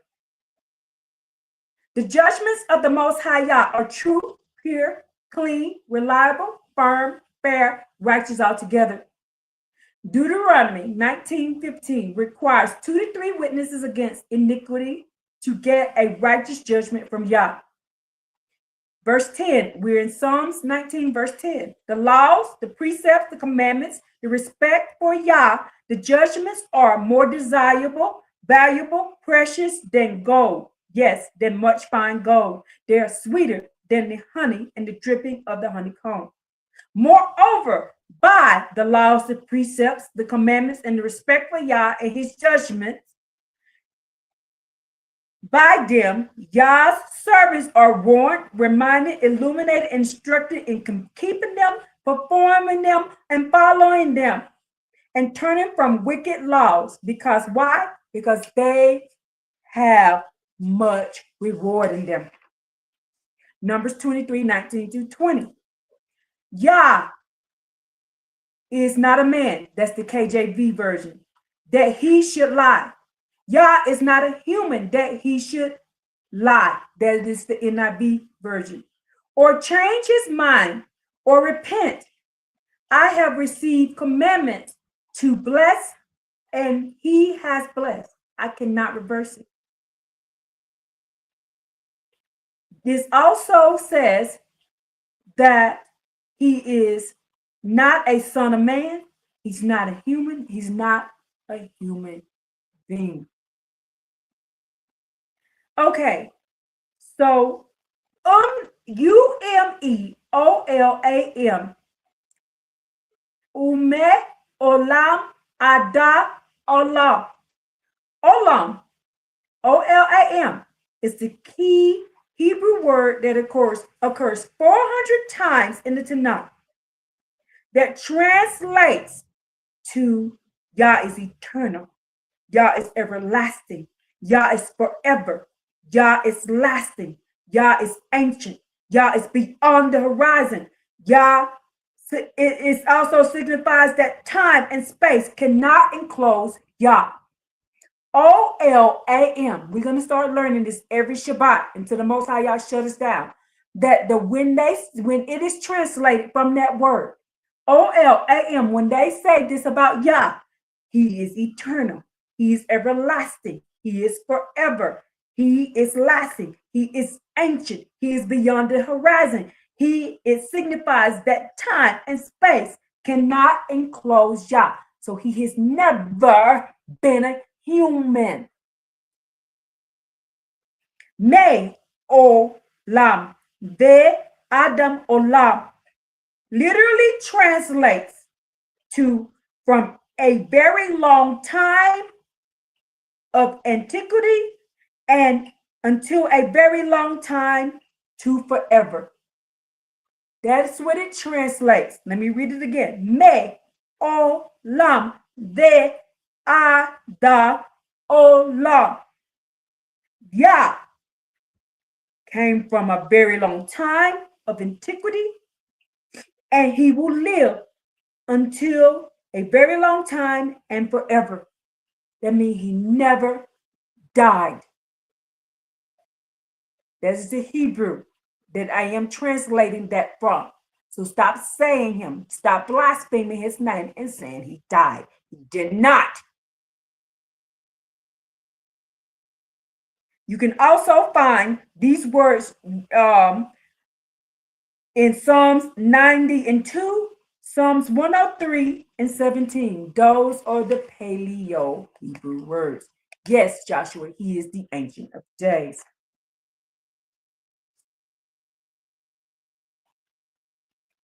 This highlights that Yah's omnipotence and Yah's sovereign control over all history and all times. Let's keep reading. Isaiah 46 and 10. Yah declares the end from the beginning and from the ancient times things that are not yet done, saying, my counsel shall stand and I will do all my pleasure. That is Isaiah 46 and 10. Yah is Olam, O-L-A-M. He's continuous, he is existence, he's perpetual, without end. He ain't never died. That's why I keep saying he ain't never died.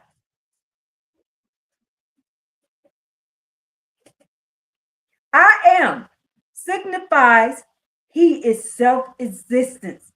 That's what he told Moses in Genesis 23 and 33. He also told Abraham that Abraham referred to Yah as Olam, O-L-A-M, in Psalms 90 and 2. Olam. Again, I reiterate, the Most High Yah is Olam. He's continuous, he's existence, he's perpetual and without an end. That's what Abraham called the Most High Yah. Psalms 90 and 2. That's Abraham talking there and calling the Most High Yah Olam in the original language. Let's keep reading. Isaiah 40, 28 and Isaiah 46 and 10. The Most High Yah says, I declare the end from the beginning, from the ancient time things not yet done. With this being said, Yah told Balaam he has never been a man, a human, a son of man, and he has never going to be a man, and that he is never going to die. That's what he explained to him. That's what he said in Numbers 23. Now, we're going to talk about the covenant, covenant 1 and covenant 2. We are required to keep following this. We are still in the covenant. The new covenant has not happened yet. In Exodus, in the Mosaic covenant, Exodus 19, on Mount Sinai, Yah and the 12 tribes, the house of Jacob, which is the women, and the children of Israel, which are the men, Malacha means female rabbi. That's what it means when I searched it. Female rabbi. Let me tell y'all something else. You know when they call us a bitch?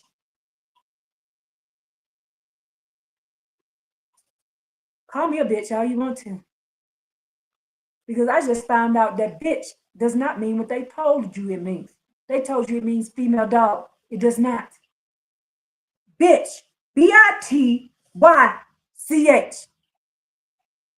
What does it mean? What does bitch mean? Bitch actually applies to women who apply the law. So they've been calling us a bitch all this time. They knew who we were. Bitch means woman who applies the law. You a bitch. Yes, I'm a bitch. Call me a bitch right now. Because I'm a woman who applies the law. See what y'all showed me yesterday? Know your language. Even laughing. Yes. Call me a bitch. Yes, I'm a bitch. I'm a bitch with the law. It means a woman who applies the law. Be'acha means daughters of Yah, who were chosen by Yah. B-A-C-H-Y-A. Daughters of Yah, who were chosen by Yah. J.R. Meadows says it makes sense now.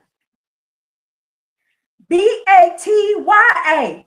means daughters beloved by Yah.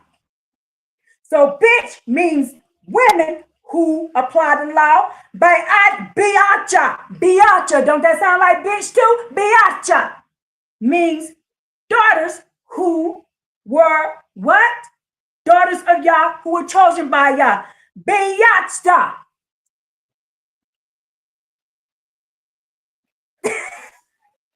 Joshua said, ain't that about a bitch?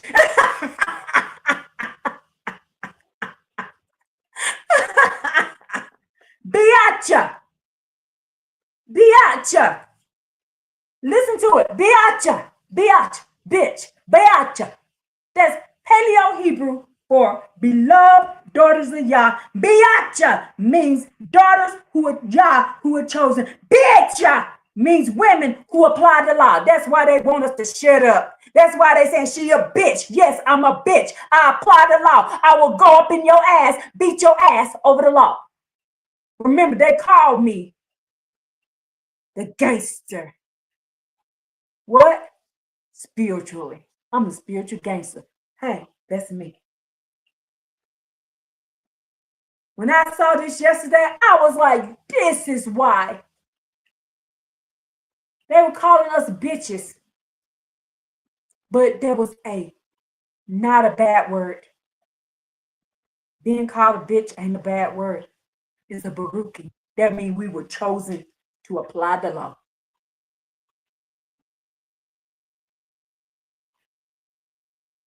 Yah promised to be our God. And he blessed the house of Jacob, which is the daughters, and he blessed the house of Israel, which is the sons. Jacob and Israel promised to obey the Torah, the law, and the commandments. This is the fundamental legacy and relationship of the agreement defined in Israel's national identity. How I am a bitch. I'm queen bitch. Deuteronomy 23:25. You can go to Joshua 14:10, 20:15, 1 Samuel 8:16, 9:2, 2 Samuel 6:18, 2 Samuel 18, 2 Kings 8:12, Isaiah 9:17, Isaiah 23:4.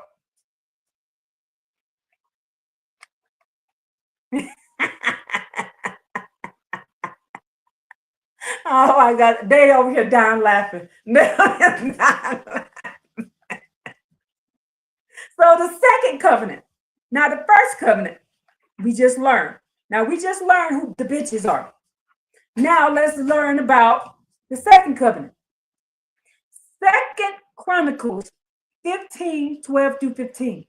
After defeating the Cushites, Israel was led into a spiritual revival encouraged by the prophet Azariah. King Asa, the tribe of Judah and the tribe of Benjamin and those who lived in the kingdom with them, they were to do what? They did what? They went into the new solemn covenant to seek the Most High Yah, the God of their forefathers, Abraham, Isaac, and Jacob, with all of their hearts and all of their souls. Anyone refusing to seek the God of Israel will what? Face death, whether you're young, old, man or woman, male or female. The tribe swore with an oath. Remember, we took oaths. Oath saves our lives. Oaths caused us to be kicked out of the garden. Now we're taking oaths to save our lives. We took an oath in joyful shouting, loud voices, jubilant shouting, with trumpets, with horns. This is a renewal of the foundational renewal of the relationship established in Exodus. We just renewed it. Now, the Most High Yah says in Isaiah 34:16. Do you need to take Bishop out or something? Okay. Isaiah 34:16. Yah said to seek in the book of Yah, which is the book of the prophecies. He says, search in it. He says, not one of the prophecies will be lacking. They all are reliable and truthful. Not one is missing its fellows. He says, so read it carefully. Yeshiva said that, so DMX wasn't wrong then. Rest in peace. Wait a minute. DMX got a song about bitches being in charge? What's the name of it so I can start playing it? I'm being serious. I'll be the bitch in charge. Let's keep going. Now, let's read about the final judgments and the laws. Now, when Yah showed me who the bitches were and who the head bitch is and who the head niggas is, when he showed me who the head bitches and the head niggas was, then I understood Psalms 147, 19 to 20, and Psalms 78, 5 much better. It reads different now. Now it reads different. Now you know who the daughters of Zion. They are chosen rabbis who was given the law.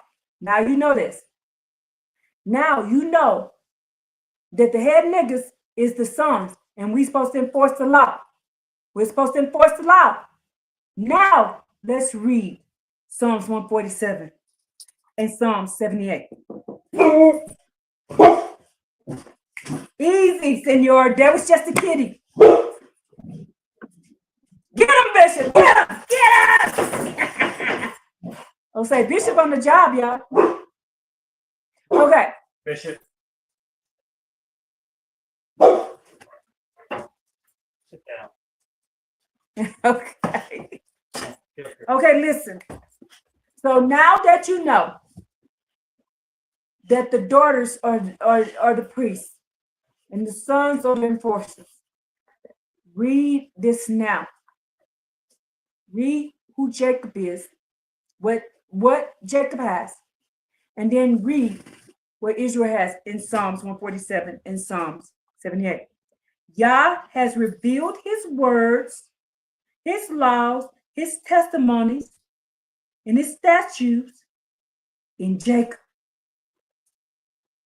That's the daughters, the women. And Yah has appointed his laws, established the law and the judgments and decrees in Israel. That's the men. Do you hear the difference now? Can you hear it like I do now?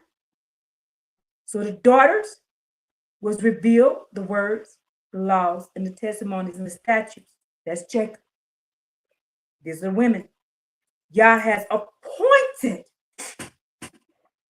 the law, the establishment of the law, the judgment and decrees to the men. Do you hear it now? We speak it, y'all enforce it. He says y'all are to judge. What is judgment? Judgment means action. Decrees. He said he has appointed you all the law. He appointed y'all to establish the law. He appointed y'all to judge the law. And he appointed you all the decrees, men. And he put the words, the laws, and the testimony, and the statutes in our mouth. Don't that read different now? Psalms 147 and Psalm 78. Y'all the enforcers. Y'all establish it. You walk up on them and says, the law says this. Why aren't you doing it? Why aren't you doing it? I ain't got to do the law. I can do what I want. All I got to do is stay back and die. Then you gonna say, well, die then, bitch. And then you knock their ass out.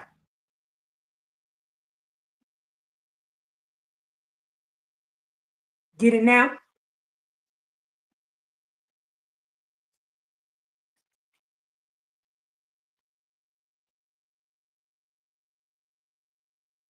And the Most High Yah says, he has not done this for the other nations, which he commanded their ancestors to teach the children.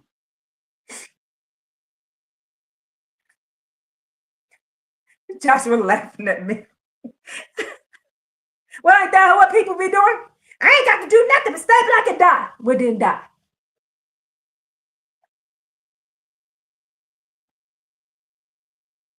Psalm 78 emphasizes that Yah has established his Yah special instructions to his people, seen in his statutes, his judgments. He sets Israel apart and serves as a foundational for what? Faith in Yah only. Yah has established his laws in Joseph, so future generations will know it. That's in Psalm 78. In Psalms 102, it says the same thing. Psalms 102 and 19. Yah has turned to the prayers of those who cried out. Psalms 102, 18 and 19. Yah has turned to the prayers of those who cried out. And Yah did not despise his people's prayers. Let this be inscribed for the latest generation, a newly created people who will praise Yah. Now y'all see why I'm reading this last now? Because he had me upgraded. Jeremiah 33 and 3. Actually, it's Jeremiah 33, 2 through 3. So said Yah, the maker of everything, who formed it to prepare it. Yah is my name. Call to me, and I will answer you. And I will tell you great and strong things that you do not know.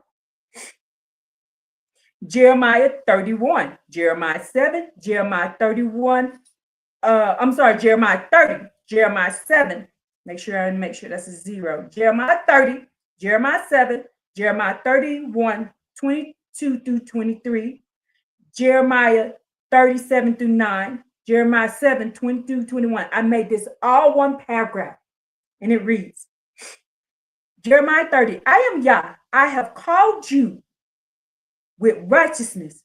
I will strengthen your hand. I will protect you. I will set you for a covenant to the people, for a light to the nations.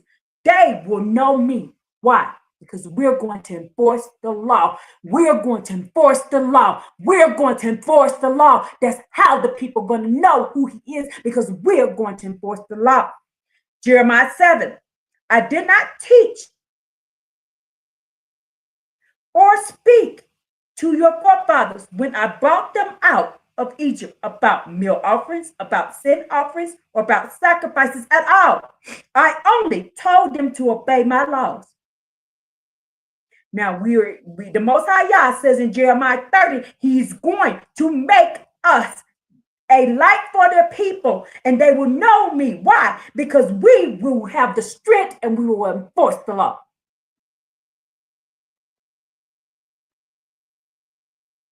Then he says over here in Jeremiah 31, he's talking to the daughters of Zion right here. Jeremiah 31, verses 22 through 23. Daughters, he's talking to you. How long will you hesitate to return, O faithless and renegade daughters? For the Most High Yah has created a new thing in the land of Israel. A woman will compass tenderly and love a man back to Yah by what? By speaking Yah's word. We speak, Yah enforce. We speak, Yah enforce. Malachi 3:5. This is judgment. The Most High Yah said, I will come to put you on trial. I looked at every version. This version says, I will come to put you on trial.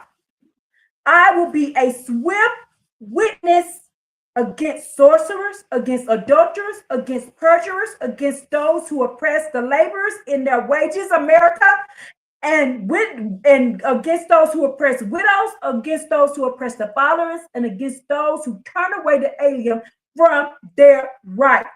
And those who do not fear me, who do not respect me, will all fulfill reverence, says the Most High Yah, the master of the hosts of heavens. For I am the Most High Yah.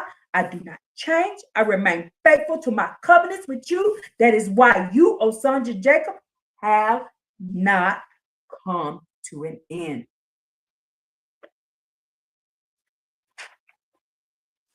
Now that we've went over what we are to do, who we are, and I'm letting y'all know I'm the head bitch. Call me the spiritual gangster. I come with the law and I enforce it with my mouth, and my brothers, they enforce it with their brain. Get ready. It's on. Now, in order to know who we working for, we need to know Yah's attributes. What's Yah's attributes? Let's go. Yah is the only one who sees the end from the beginning. Yah is the lily of the valley. Yah is the only one who is the all-consuming fire. He is the only all-consuming fire, y'all. Yah is the mighty one in all battles. He is the master of war. The Most High Yah is the great and only provider. Yah is the covenant keeper. Yah is the ancient of days. Yah is the king who spoke through the fire on Mount Sinai. Yah is the only everlasting to everlasting. Yah is the great glory of all glories. And Yah is the author of the Hebrew Israelite story. Yah is the root of all affairs of all men. Yeshiva say, I'm the head bitch with you. Yes, we enforce the law. Yes, we about to go in for the Most High. Y'all finna hear us now. You want us, y'all keep talking about our mouth. Y'all about to hear this mouth. The Most High Yah is the king who spoke through the fire on Mount Sinai. Yah is the everlasting of everlasting. Yah is the great glory of all glory. Yah is the author of the Hebrew Israelite story. Yah is the ruler of the affairs of all son of men, all human beings. The Most High Yah, who will dwell on Mount Zion. He will dwell on Mount Zion. The Most High Yah is the excellence of David, the excellence of Noah, the excellence of Shem, the excellence of Abraham, the excellence of Isaac, the excellence of Jacob, the excellence of Rachel, Deborah, Leah, Moses, Sarah, Enoch, Abraham. Why? Because the law made them excellent. Hallelujah. Woo! Yah is the maker of the heavens and the earth. Yah is the creator of the whole universe. The Most High Yah is that I am in that I am. And the Most High Yah is that balm in Gilead that Jeremiah was searching for. The Most High Yah is the molder of you and the molder of me.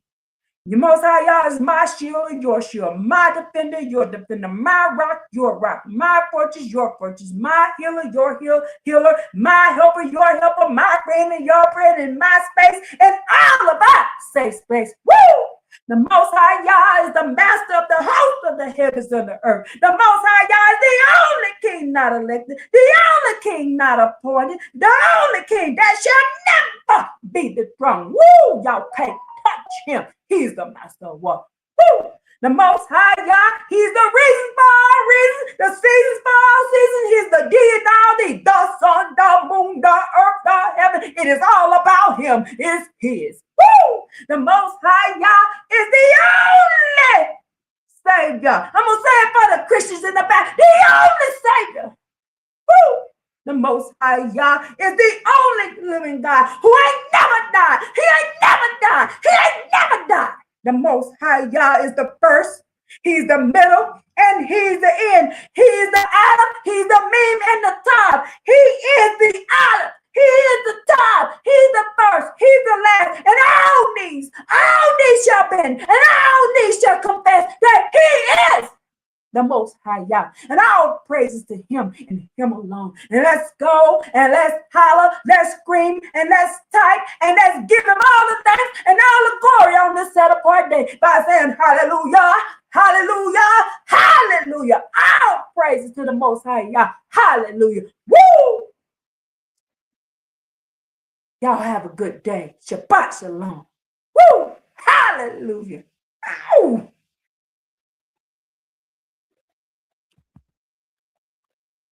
How's that for dramatics?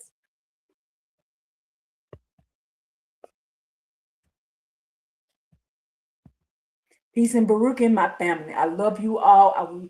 I will be seeing y'all on the next, whoever has the next live. Y'all have a peace and Baruchings and all praise the Most High Yah in his name only. Hallelujah. Woo!